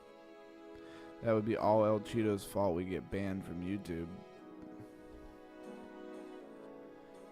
Well, I'm glad to see the market cap still $12,322. From what I've seen, it looks like people invest in active creators' coins and then can cash half out. Okay, so if you buy somebody else's coin, you can only sell half of it. Very interesting. I haven't really gone that far into it, I guess. See how we're doing over here. Of course, a little lower engagement on MemeX. Kind of notifications we got. Derpy Tiger. Derpy Tiger is hilarious. It's a great name. We'll go look at our chart. Probably just getting crushed. Look at that. Look at that downtrend. Or it was a massive uptrend. Do TA on my own coin on MemeX. It's hilarious. I mean, look at that. Look how that head and shoulders like played out. Anybody see it? Do they let me draw? They actually let me draw on the chart. This is amazing. Look at this. And the measured move Doing TA on like a coin like this is hilarious. From the neckline says that we should be going up here, but I guess I gotta make that happen. So rank holders, let's see. There was somewhere else where I could see like what category I was in. Again, too much stuff going on here to really have any idea what's going on. Said, or your own, from some of the profile hunting I've done. Some of them go from all-time high 20K to 10 or 12K after activating creator coin. So you have to activate creator coin? What does that even mean? Does that mean like there's somewhere where I have to click activate creator coin? Are you giving me some sauce right now? Market cap. Okay, that's how you can buy. Bro, you can even see your own creator coin on bubble maps. That's intense. Top holders, nobody. Meaning you buy some of your own coin. Got you. So how do I even buy some of my own coin? Buy. With ETH, it says my balance is 0. Oh, so it's got to be base ETH. Okay. And I just moved all of my ETH back to Ethereum and off of base. All right, that's very interesting. I'll have to get like $1 or $2, and I'll do that live or something. That's pretty interesting. You're investing in yourself is what the gist is. Okay, no, that's a really good idea. Where's Camsta at? Is he already gone to bed or something? Because wasn't Camsta doing that, or was it Bankroll? Who was doing the Dora profile? I can't even remember anymore, guys. I do apologize. All on base. Sora is on base. Okay, yeah, I'll have to move some Ethereum back over to base and not leave my Ethereum so low, because it makes it hard to do a transaction to get it all back around. Anyways, one of my favorite parts of the show, we're going to run real quick because there's not a ton here. Yesterday we had a great run with this. Ended up getting me a free $45 bag of Clanker. I'll show Clanker real quick. And we've been doing this for a minute. I do notice like in the summer it's not as good. That's one thing. Oh yeah, Zora Los Exploras. Yeah, who was that? It was Bankroll or Camsta? I can't remember. I want to say it was Bankroll. So anyways, I just want to look at the 24 hours. Maybe I'm up 1%. I guess it would have been yesterday. So maybe I bought, I think it was literally like $60 when I bought it. So if I'm up, I'm not up much.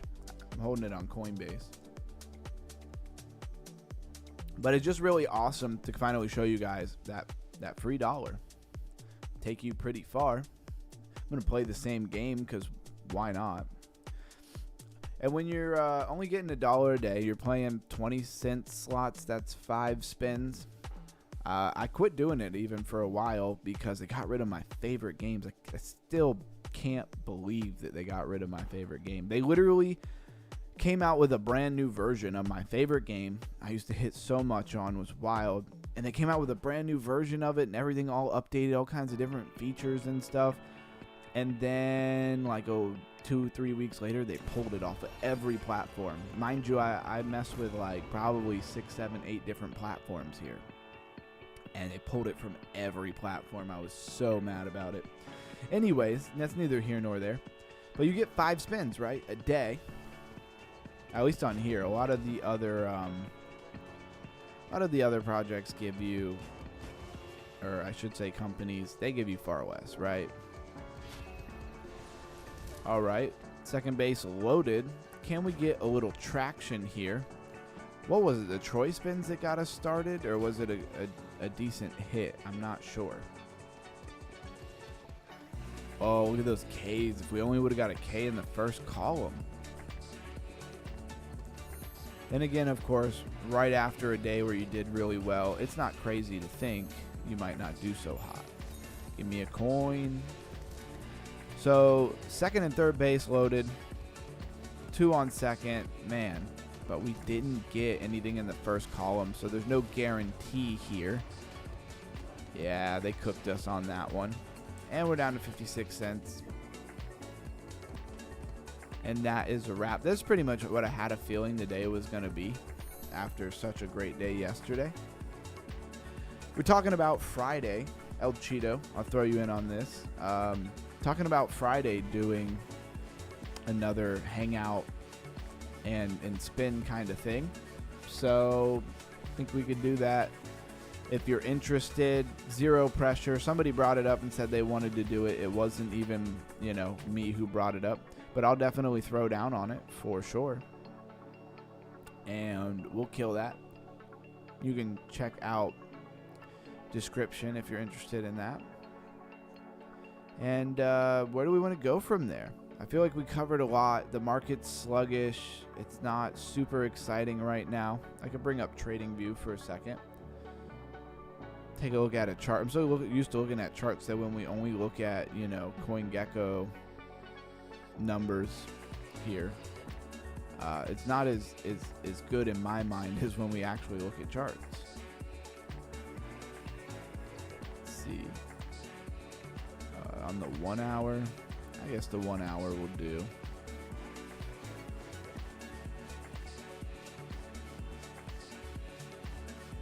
Oh, that was that head and shoulder measured move, huh? All right, let me make it so you can see what I see real fast. We won't spend a ton of time on this.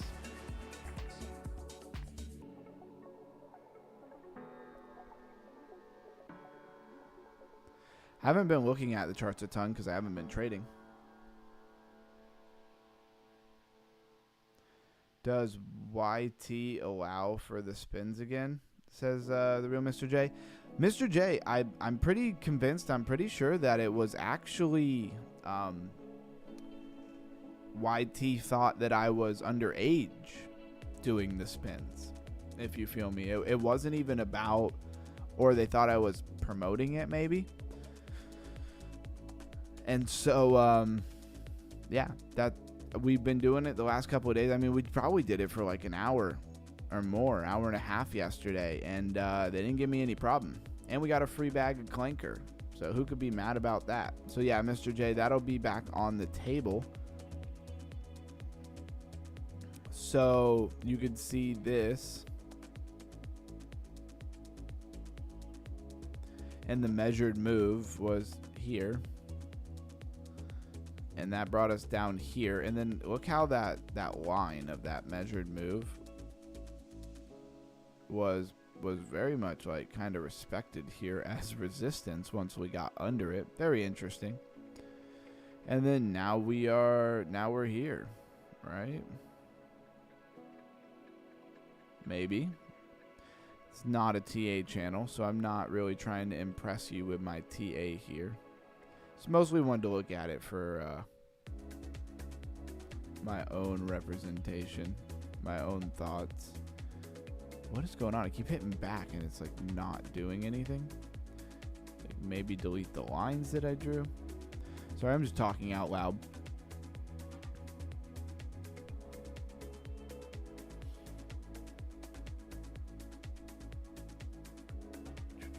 And you know, a lot of times Thursdays have been our best streams by number.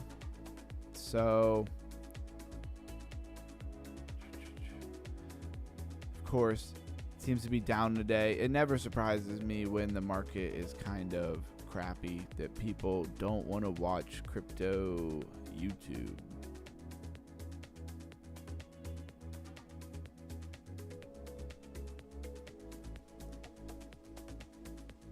I really want to get rid of this one indicator, but let's pull it up first. This is an indicator one of my friends showed me. I've been trying to mess with it a little bit. It gives a lot of your divergences and stuff. Has a lot going on. It even does the dots, you know. It is a free indicator. It's really not my favorite thing. So let's get rid of it. I would really like my VRVP back.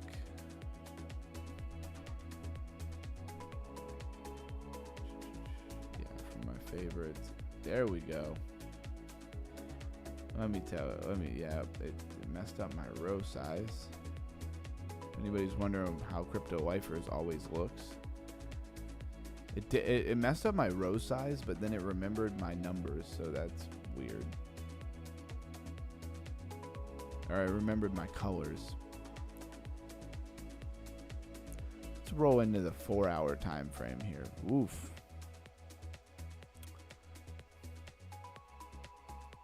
I'm just doing this for fun myself, guys. Don't take anything I'm doing all that seriously. Pull the range, and you are not far from that 786 of the range. The range starting back here at 74 up to that 126. And that 786 sits perfectly at 85,000. Blues Guy says dusk. Not sure what he's talking about. Red and blue more easy on the eyes. Yeah, it's like a pink. I don't even remember choosing that color, to be honest with you. But I'll take it. I should make it like match. You know what? I'm going to do that. I'm going to make it match. Oof. You have to change all of them, huh? There we go. I like it to match my my colors there on my candles. And that's pretty much all I have to say. If you're big into your Fibonacci's, I mean, you're well into the golden pocket. You're almost down to the 786. I wouldn't be surprised if you came to the 786. And of course, you know, when you're playing Fibonacci's and stuff, unless you want to go to a higher time frame, which I guess you could, but I don't know why you would. Let's see how this one panned out, right? So let's go here. It's probably the bigger scare that we had before. And where are you pulling from? I like to pull from the impulse. I mean, I guess you could pull down here and say it went to the 618, but I would pull probably more from like right there. And you went down to the 706 before having your next leg up. And if you look at this on the 8 hour, I mean, you even have like this big head and shoulder looking thing. But in order to make it, you know, you'd think you'd get some kind of pump. Now, could it, sometimes a lot of people count on a big shoulder. Sometimes it's like shoulder, head, like this little shoulder, and then you get the rollover. And then look at your VRVP gap.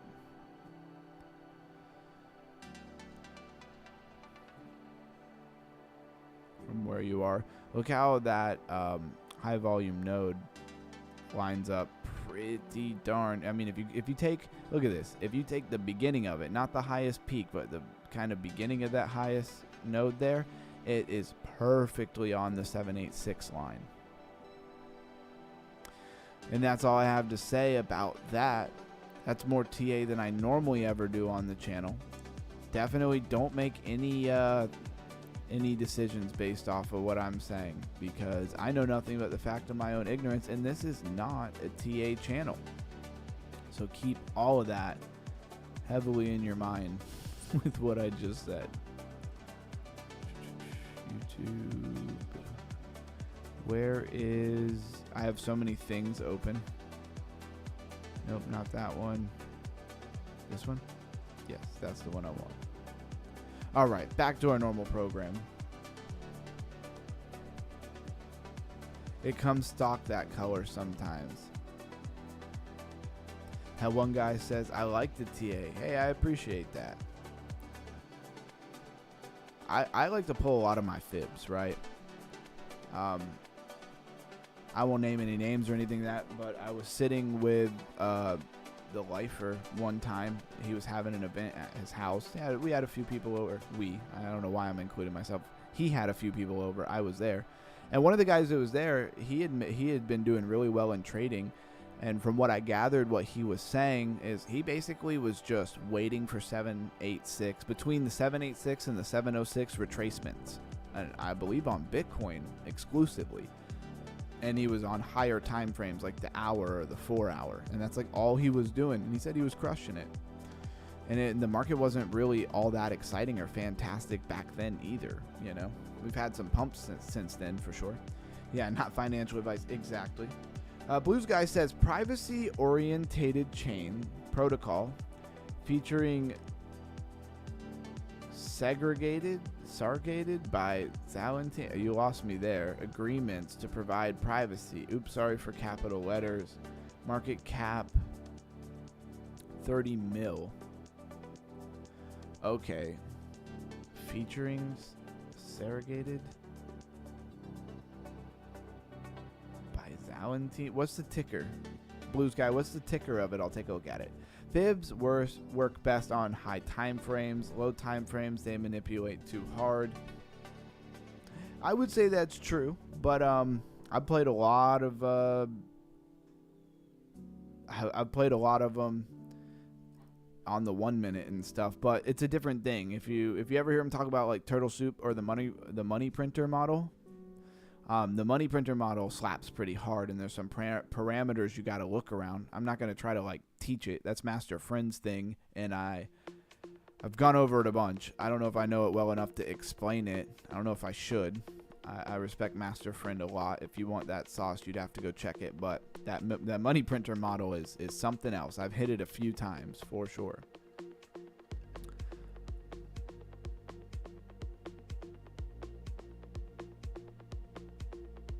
So weird. MetaMask now does like notifications, and you have to actually like go click them as read, or they just show up as like a notification. Is anybody else like me where like if you have like a notification, or like say you have an app on your phone, you have an Apple or something like that, and it has like a 1 or a 2 like on your messages or something, like you have to go clear it out. And then meanwhile, my wife is the complete opposite. Every single one of her apps says like 99, because that's what it maxes out at. And I'm just like, go open that, delete it. Like, how can you? It's like absolute chaos to look at your phone. Like, you have like over 100 notifications on everything. How do you even know when you need to look at something? I don't know. That's just how I am. Oh, TM Hustlin', what's up?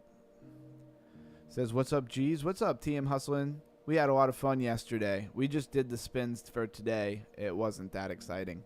What's the fib numbers you were saying again? Well, there's a golden pocket. I like between the 706 and the 786. I really like the 786. If you add it to like TradingView or something, it's not going to be pre put in there. Yeah, read your notification dots. Exactly. Like, go open that. Like, if your messages, oh man, and it's probably because like, my phone calls and text messages were money when I ran a business. So it's like if I had 4, if it said 4 next to my text messages, like I have to go look at that, because that could be an important customer, a project I'm already in the middle of, and they're saying something crazy, that kind of thing. Team Hustlin' says, yay. All right. Yeah, we didn't hit today, but that's probably because we hit yesterday, right? I wonder if there's any other crypto. I'm sure there is, that are reputable at all. And we're at that point in the stream, guys. We are rolling into 2 hours that we've been streaming. We've raised that crypto IQ. I thought the topic today was awesome. Look at dusk. Oh, that's why you keep saying dusk. Okay. Bro, I could not figure out why you kept saying that. And I probably should have figured that out. I've heard of dusk. We've talked about dusk before, I'm pretty sure. So we have $1 billion in max supply, 50% vested. Circulating supply is 500 million, 38.3 million in market cap. Max chart says this thing has been out since 2019. Ethereum contract, BNB smart contract. Categories are smart contract. There you go. It's a layer 1, zero knowledge. So of course, pretty much it does say privacy blockchain, but it doesn't even have to say privacy. When you have zero knowledge zero knowledge category or anything on their website talking about being zero knowledge rollup or anything like that, that basically implies privacy. But you do want to see them market that aspect if they're going to really get a lot of attention. Real world assets, and of course YZI Labs, previously known as Binance Labs. So what do we got going on here? I mean, their overall history doesn't look that great. How they done in the last year, still down 57% in the year. So one thing that I never really love is when a project is this old, and this is kind of comical to say because what privacy coins have been running, the oldest ones imaginable, right? It says it's pumping. It's funny because when you look at the max chart, it's funny to think it's pumping. But, I mean, you're right. It is pumping. I'm not trying to laugh at that. It looks like it went from 4 cents to 8 cents. So that's only up like 100%. And then now on the year, yeah, that's not the best way to look at it, right? So all-time low was 5 years ago, and the all-time high was 4 years ago. Went as high as $1. So I hear they will be part of Chainlink and XRP, and ETH. Okay. Carrot and Flare. So did you get that from watching a lot of your Flare content? I love that you stay up on that. You can really keep us updated. TM Hustlin says, hey, Underground, when you open a trade with an exchange, what percent do you actually have to have before you are in profit?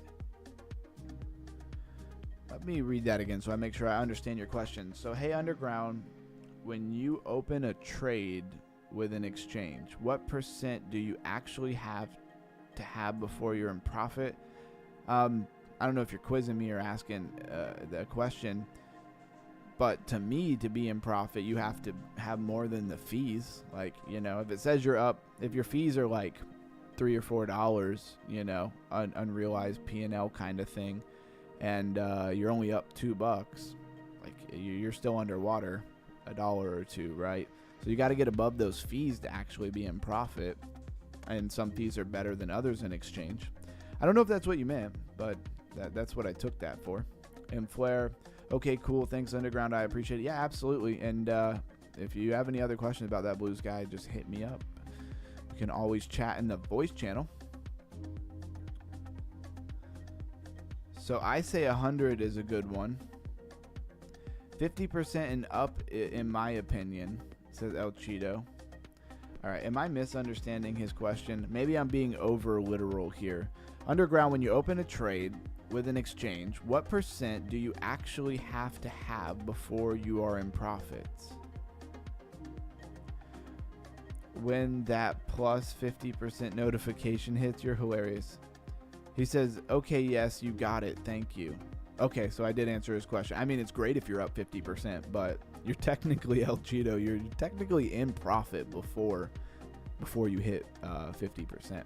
Yeah, sometimes, like, especially if you're trading with small amounts of money, that's why trading with small amounts of money is like really treachery. Like, you open a trade and it has like $5, but you gotta be up like $1 or something, sometimes less, 50 cents, but you gotta think of what 50% is percentage wise in comparison to your $5, right? And so you actually have to get a little decent move to really make any money. You're not going to in and out super quick. You got to get a bit of a continuation. Yeah. And he said, okay, yes, you got it. Thank you. With fees and everything. Yeah, exactly. Blues guy said you don't have to have. I don't know what you mean by that. Like, you don't have to play. LG, quick look at Dusk chat and thoughts.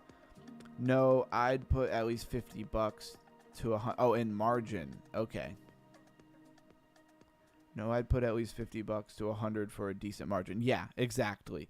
Hey, sometimes I'll just be messing around because I'll be on like Mexi Global and they'll be like, here's $5, you know, or they'll be like, you know, they'll say something crazy like you get they'll be like, you get $100, right? They'll be like, you get $100 free trade, and you're like, oh, that's cool. Like, I get $100, I can do a free trade. Sometimes they'll give me like $2 or $5, and I'll just mess around with it for the heck of it, you know, or let it build up and then mess around. But sometimes they put a time limit. But it'll really be $10, right, on 10x leverage position that they give you. So it's like $100, but it's not $100. It's kind of funny. But shout out to Mexi for even doing that. And sometimes weeks will do it. Sometimes other ones will do it. I just wait for that notification to pop up.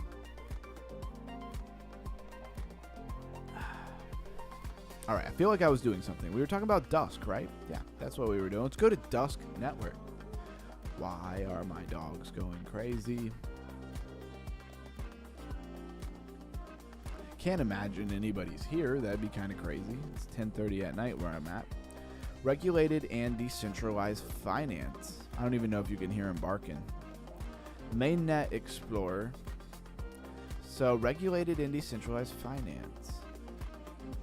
Sorry, the dog's barking really throwing me off my game. And I got one dog that when he starts barking, he will not be quiet.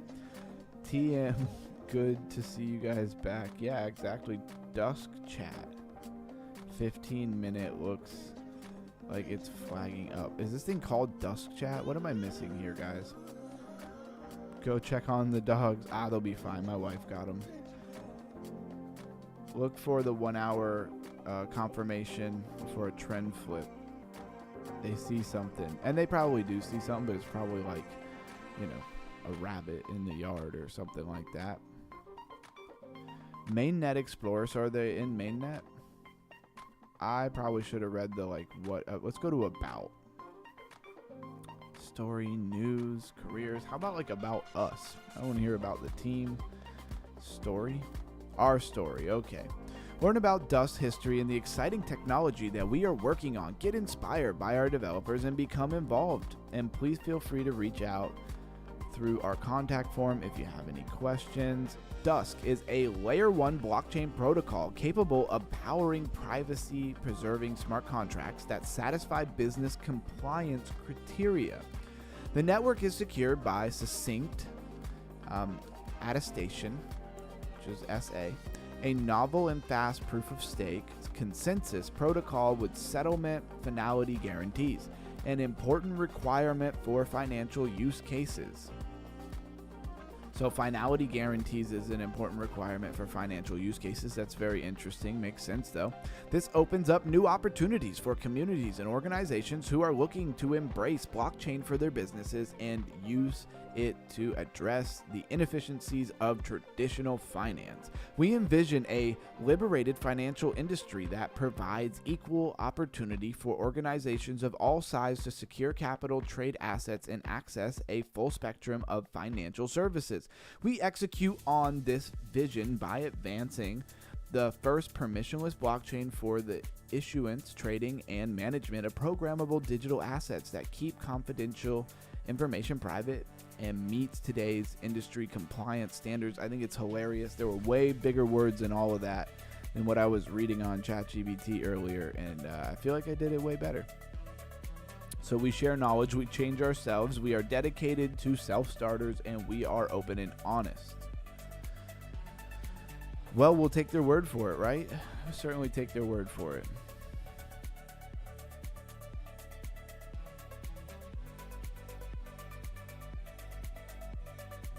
Said, I see it too. Nice catch. All right, TM Hustling says, it's because I trade with our national wallet and we make 1% out of every percent it goes up after a 1/4 of a percent when it goes up in case longs dominate. What? Sorry, I read it, but I didn't process it. It's because I trade with our national wallet. Whose national wallet? Must be your TM Hustling, right? And we make 1% of every percent it goes up after 1/4 of a percent when it goes up in case longs dominate. I think I follow. Dusk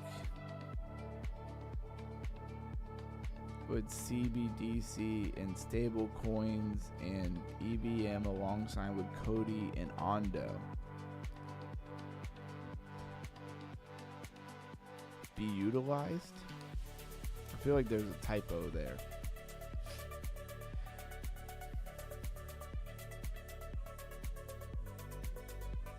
Anyways, we're rolling into 2 hours, guys. Dusk looks interesting.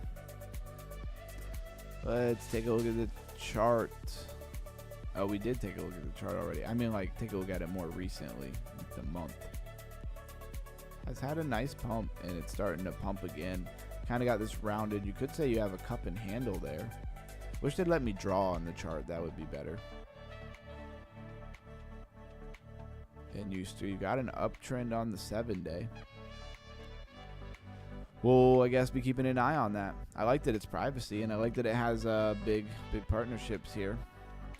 From El Salvador, Blues Guy said, let's play. Yeah, absolutely. You want to play a round of Panzer Dogs?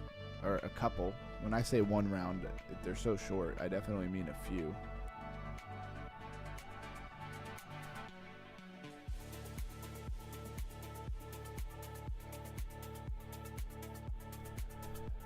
Let's get it.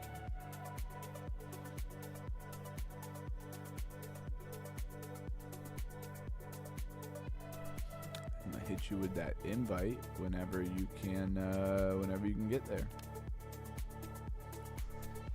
Definitely like my favorite game that we're playing right now is Panzer Dogs. The more I play this like Mattel Fun, the more I enjoy it. But it takes a little bit of getting used to here. Oh, they just renewed my energy. Okay. Well, we're not going to play that right now, so don't worry. I know Blues Guy doesn't really like that game. Blues Guy said, did we play Casino yet? Yeah, we already did play the Casino.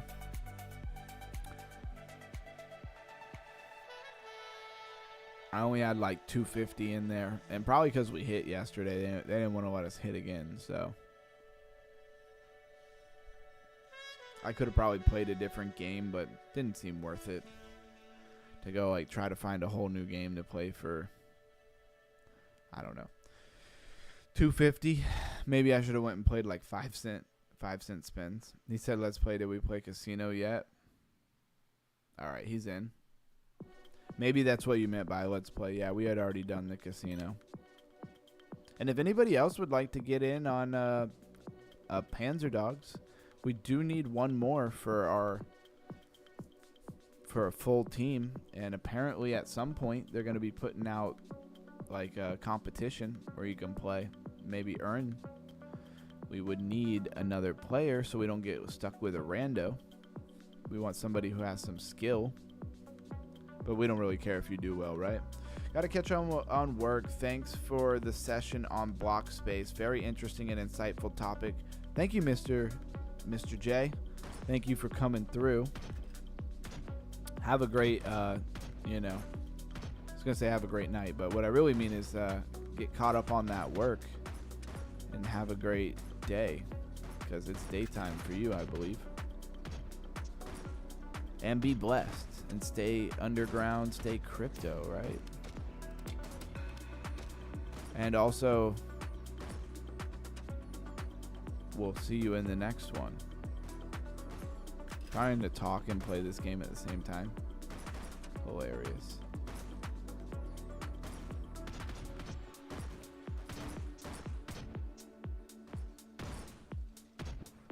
Got him. Down you go. It's 5-0. I don't know how many kills I got, but it's at least a couple, right?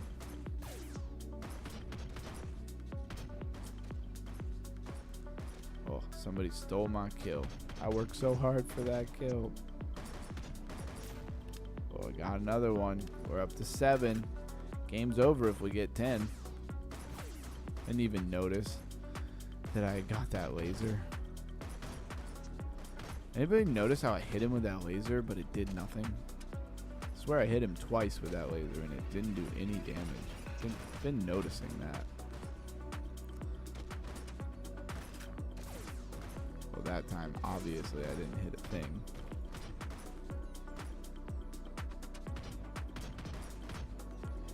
Oof. Who's going to get that final kill? I want this guy. Maybe get that laser.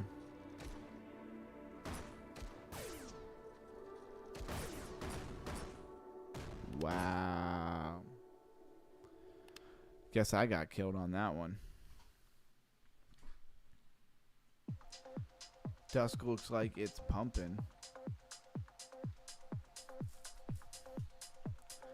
Mike, let me know when Clanker pumps. I'm a sucker for that real low supply.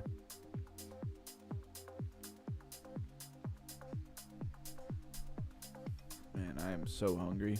I have like no snacks in here. Sheesh, team win. I didn't even see what the stats were.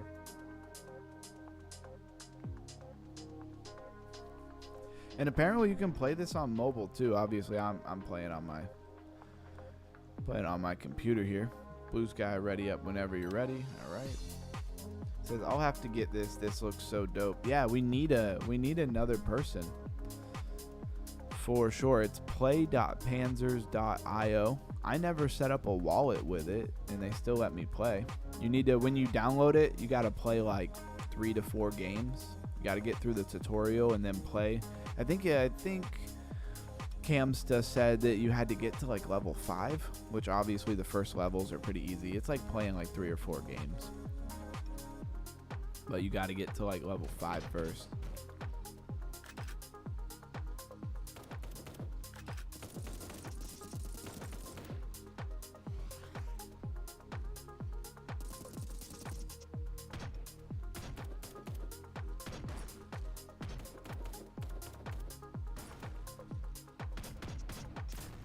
But according to the Prime Minister of Japan, at some point they're going to have those competitions I keep saying. I'm going off of what he said there.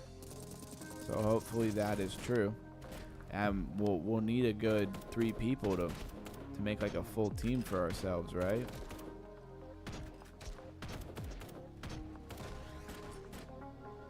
And then maybe we could win, actually get some real play to earn. Bang. Another one bites dust.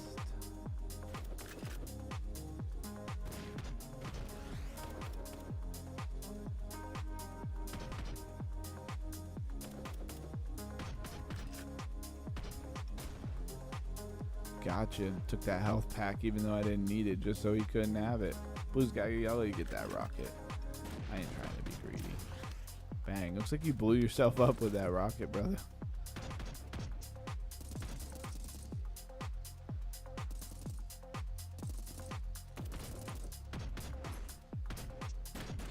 Oof, can't let him have that rocket though. Machine gun for the win. Let's get in there. Light him up. Light him up.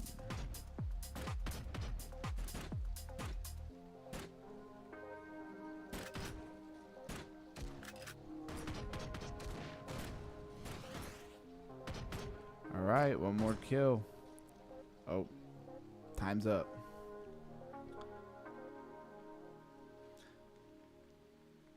He says I'm on mobile. I know, right after I said ready up or whatever, then it popped up. So I got 4 assists. I don't ever look at my assist count.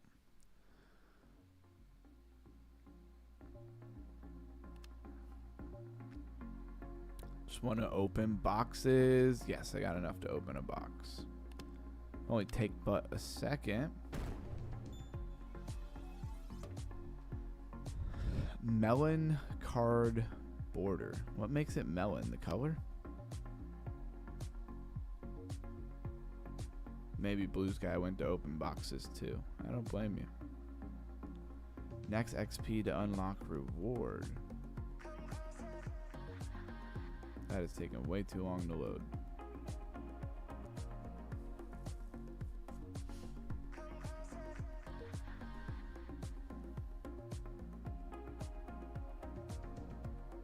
Says when I get past everything, I'll add you. All right. Definitely. And we do play most nights, so definitely can, play live with us most days. It looks like my thing froze. I'm going to refresh it.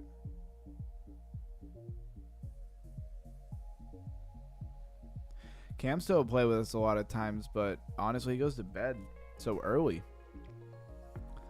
By the time we get to this part of the stream,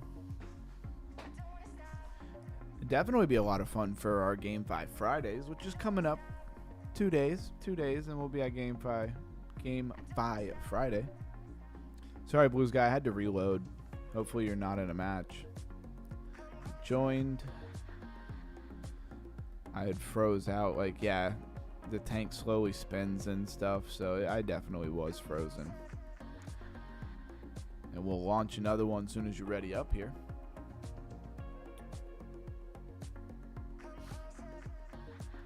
I think it's been a pretty fun stream. Yesterday was so much fun. Still like coming off of the high of how much fun that was. Winning a free bag of Clanker.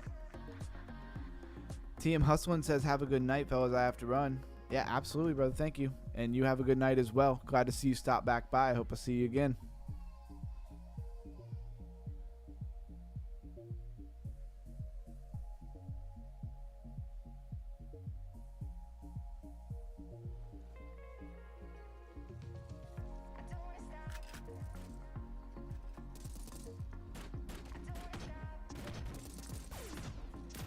Bang, first blood. When they're charging at you, I've got that timing down like so good. It's more like when they're not charging at you.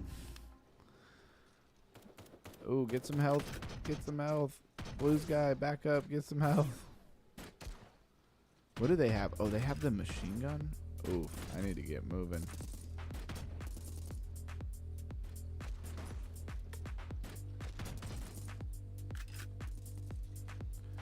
Alright, you got the machine gun, but I got this laser.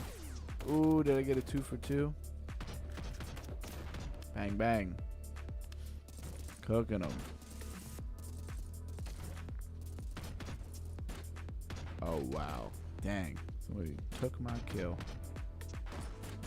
Gotta hit. Gotta hit.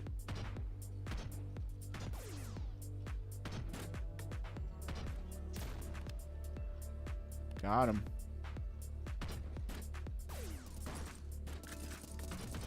Come on, I gotta get that machine gun at least one time.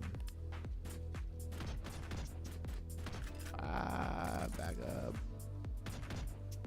I love that they really made like the shooting so much harder than you think it would be. The game looks so simple until like you really start actually trying to shoot people. El Cheeto will figure that out. Not as simple as you think it should be.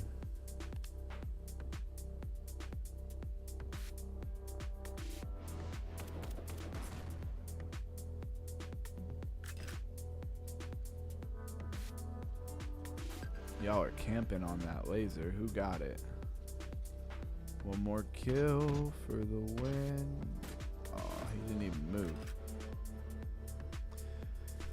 Alright, let's see what the stats were. Let's see what the stats are. Nice. 6 kills, 1 death, 3 assists. Looks like I completed some kind of little quest. Almost to level 18. Almost. I got something in the Panzer Pass, though. Let's claim that reward. What'd I get? Oh, 10 gems. Okay. I'll take it. I'll take it. I don't know what happened to Blues guy here.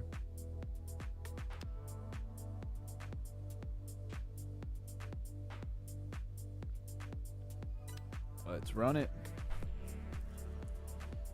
Can't wait till we get El Cheeto on. That's going to be good.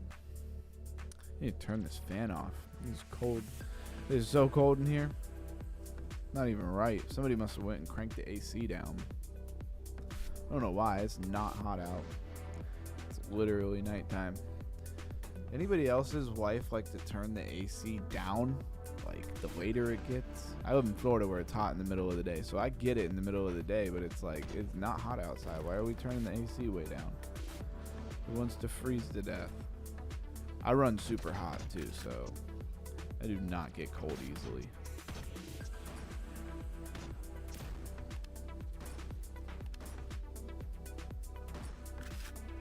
But when I do get cold, I will never warm up. I'll be shivering forever. It's like a catch-22 there. Cooked him. Got him. I think the flamethrower is probably my favorite thing here, without a shadow of a doubt.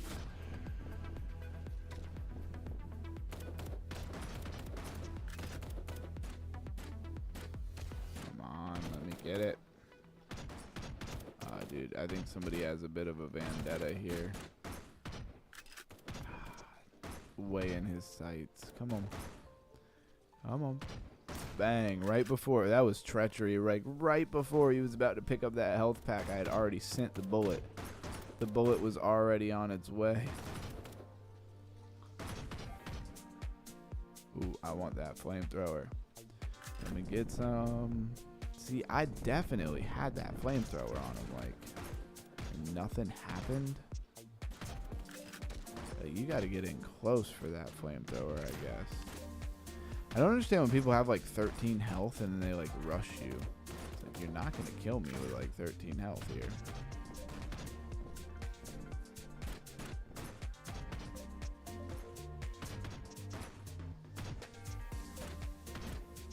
Bang. Crushing him. Oh, we're at 10 kills. It's over. It's over for them.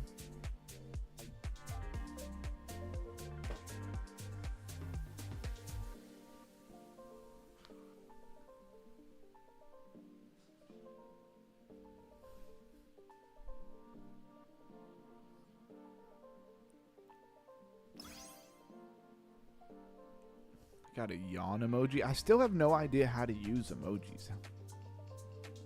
I gotta figure that out in the next round. How do we use emojis? Oh, I can open up another box. So I got a few ingots, but like you gotta get like 25 ingots to do anything. A grape color card. Card color. That wasn't helpful. Any idea how to use? I didn't even look at the stats, Blues guy. I know I got a lot of kills in that last one, though. The thing is, I get to look at it twice, too, because I have it up on my phone. I could look at it again, and I still miss it. I miss it twice every time.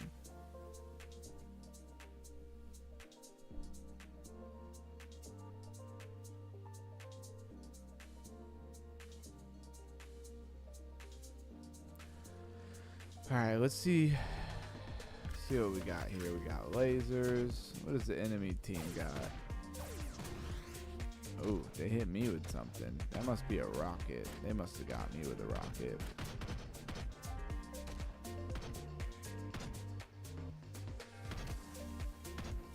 Dang. Wow, I'm lagging. And I keep touching my mouse pad with the palm of my hand on my laptop, and it keeps messing up my shots. Nah, we got some history here. Bang. Take him out before he could use that laser.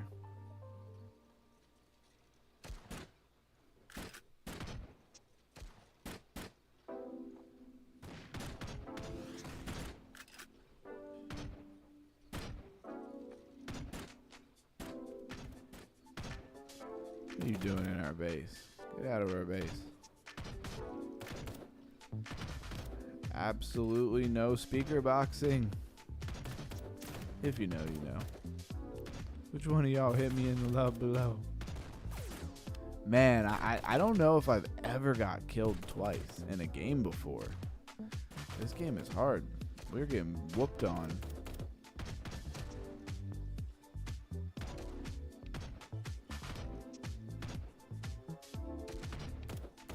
Come on, new person being spawned in. Do something. Oh, it was literally Blues guy. It's like I'm trying. I don't know why. Sometimes, some games, it just feels like I can't hit nobody. It'd be, oh, wow, he got me with that. Man, that was a good shot, though.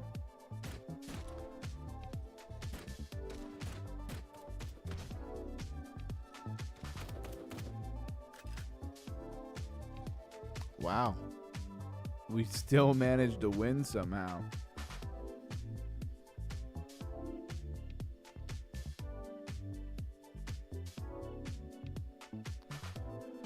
Still managed to win somehow.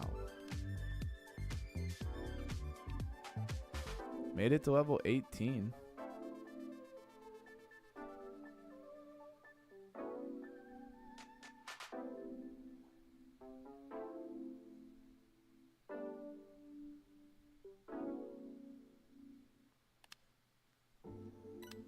I switched us to King of the Hill. Let's try something different. Let's try something different.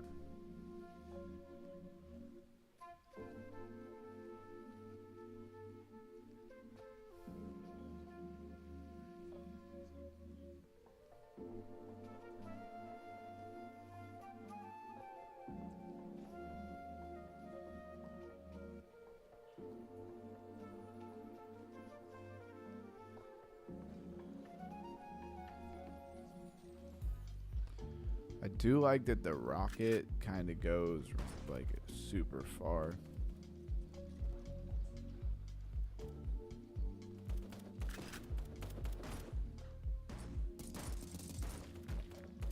I am playing the wrong game here, huh?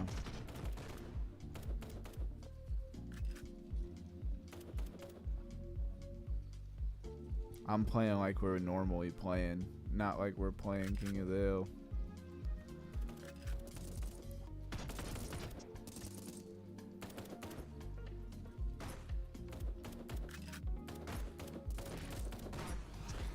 Wow, and I still managed to actually hit somebody. Yo, I like this one because it's all in the grass, right?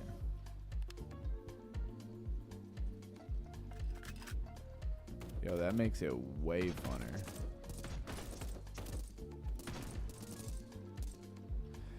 Give me some rockets. You pretty much just fire into the grass area with the rockets. Okay, so there is a range on that, huh?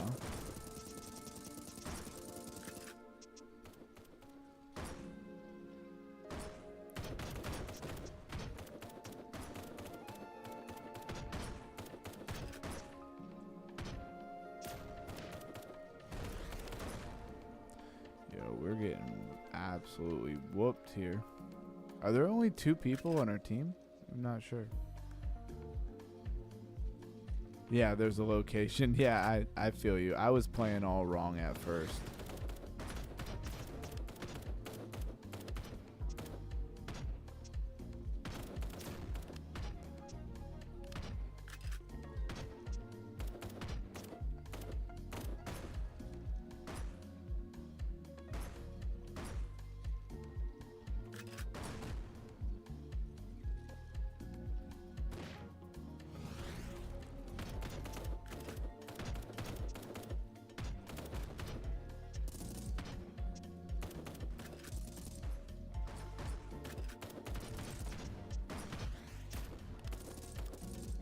Another one.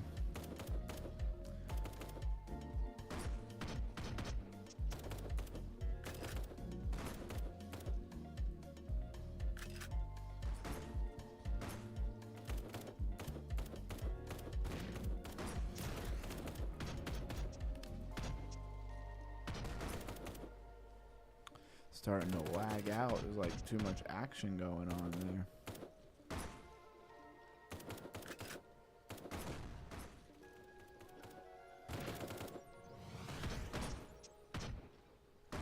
Somehow we pulled the win off. I did not think we were going to pull that win off. He said, "You not playing King of the Hill." LOL. I am. I'm just playing a little more strategic where like I can back up, stay alive. Yeah, we came back for the win for sure. I don't understand the stats on this one though. I didn't really look. What does it say?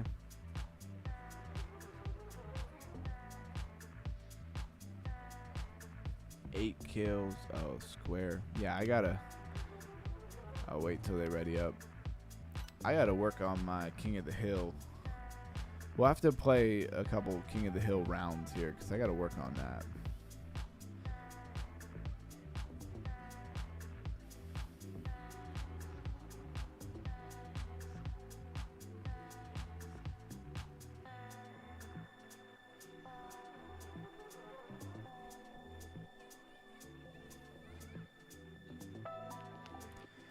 Let's go. So the first one's going to be over here.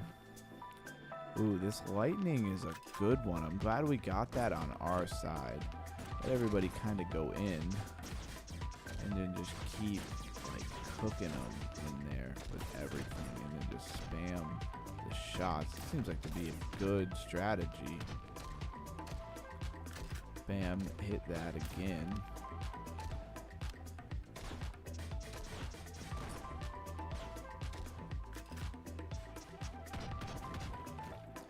Get rid of this gap here. Alright, and we got no grass on this side.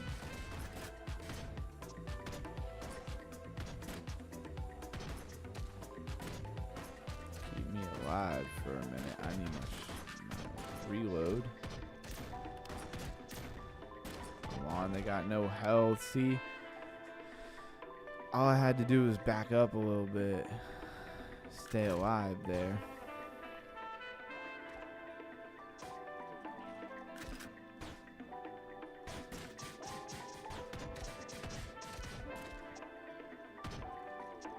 And we can quickly turn the tides.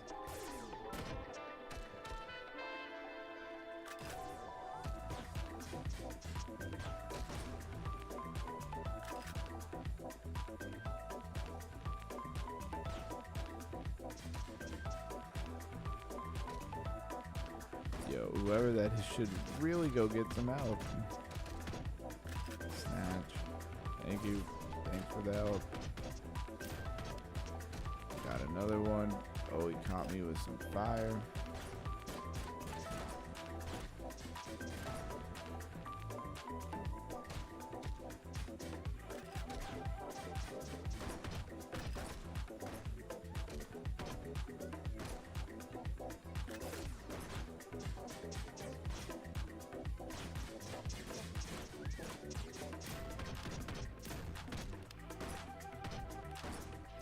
Playing in the grass is so much fun though, like hunting them down in that grass is great.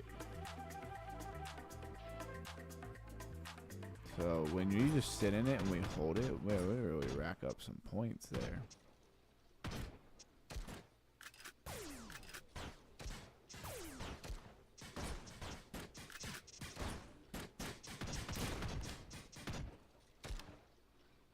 Where's everybody at?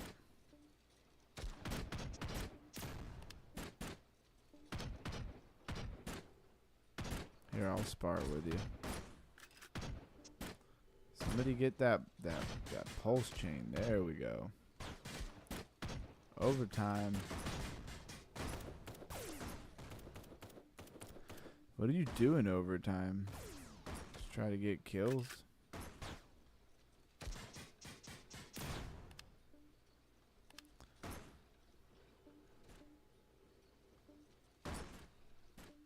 I don't know what overtime does because there's no place to capture in overtime. Oh, I got top dog that time with 11 kills. I don't know if I've ever got 11 kills. I do probably got to hop off, guys. I don't know if Blue Sky probably just got disconnected here. Was a lot of fun. Was a great stream. Definitely keep in your mind about Blockspace Markets. Blockspace Markets, man. It just was such an interesting way to look at something we've talked about several times, but in a different light, you know, in a different way. I felt like it really made some connections and made me understand things a little bit better. Shout out to everybody who's here. Stay underground, stay crypto. Thank you for everybody who got to play. El Cheeto, we will catch you in the next one. I have to get my son to sleep, otherwise he'll be up all night, and that means I don't get to sleep. So I'm gonna start his bedtime just a tad bit earlier than normal. I know all my parents understand the struggle out there. Find the right tab to end the stream. All right, everybody. Stay underground, stay crypto, keep deep diving, keep raising that crypto IQ. I'll catch you in the next one. Crypto Ron out.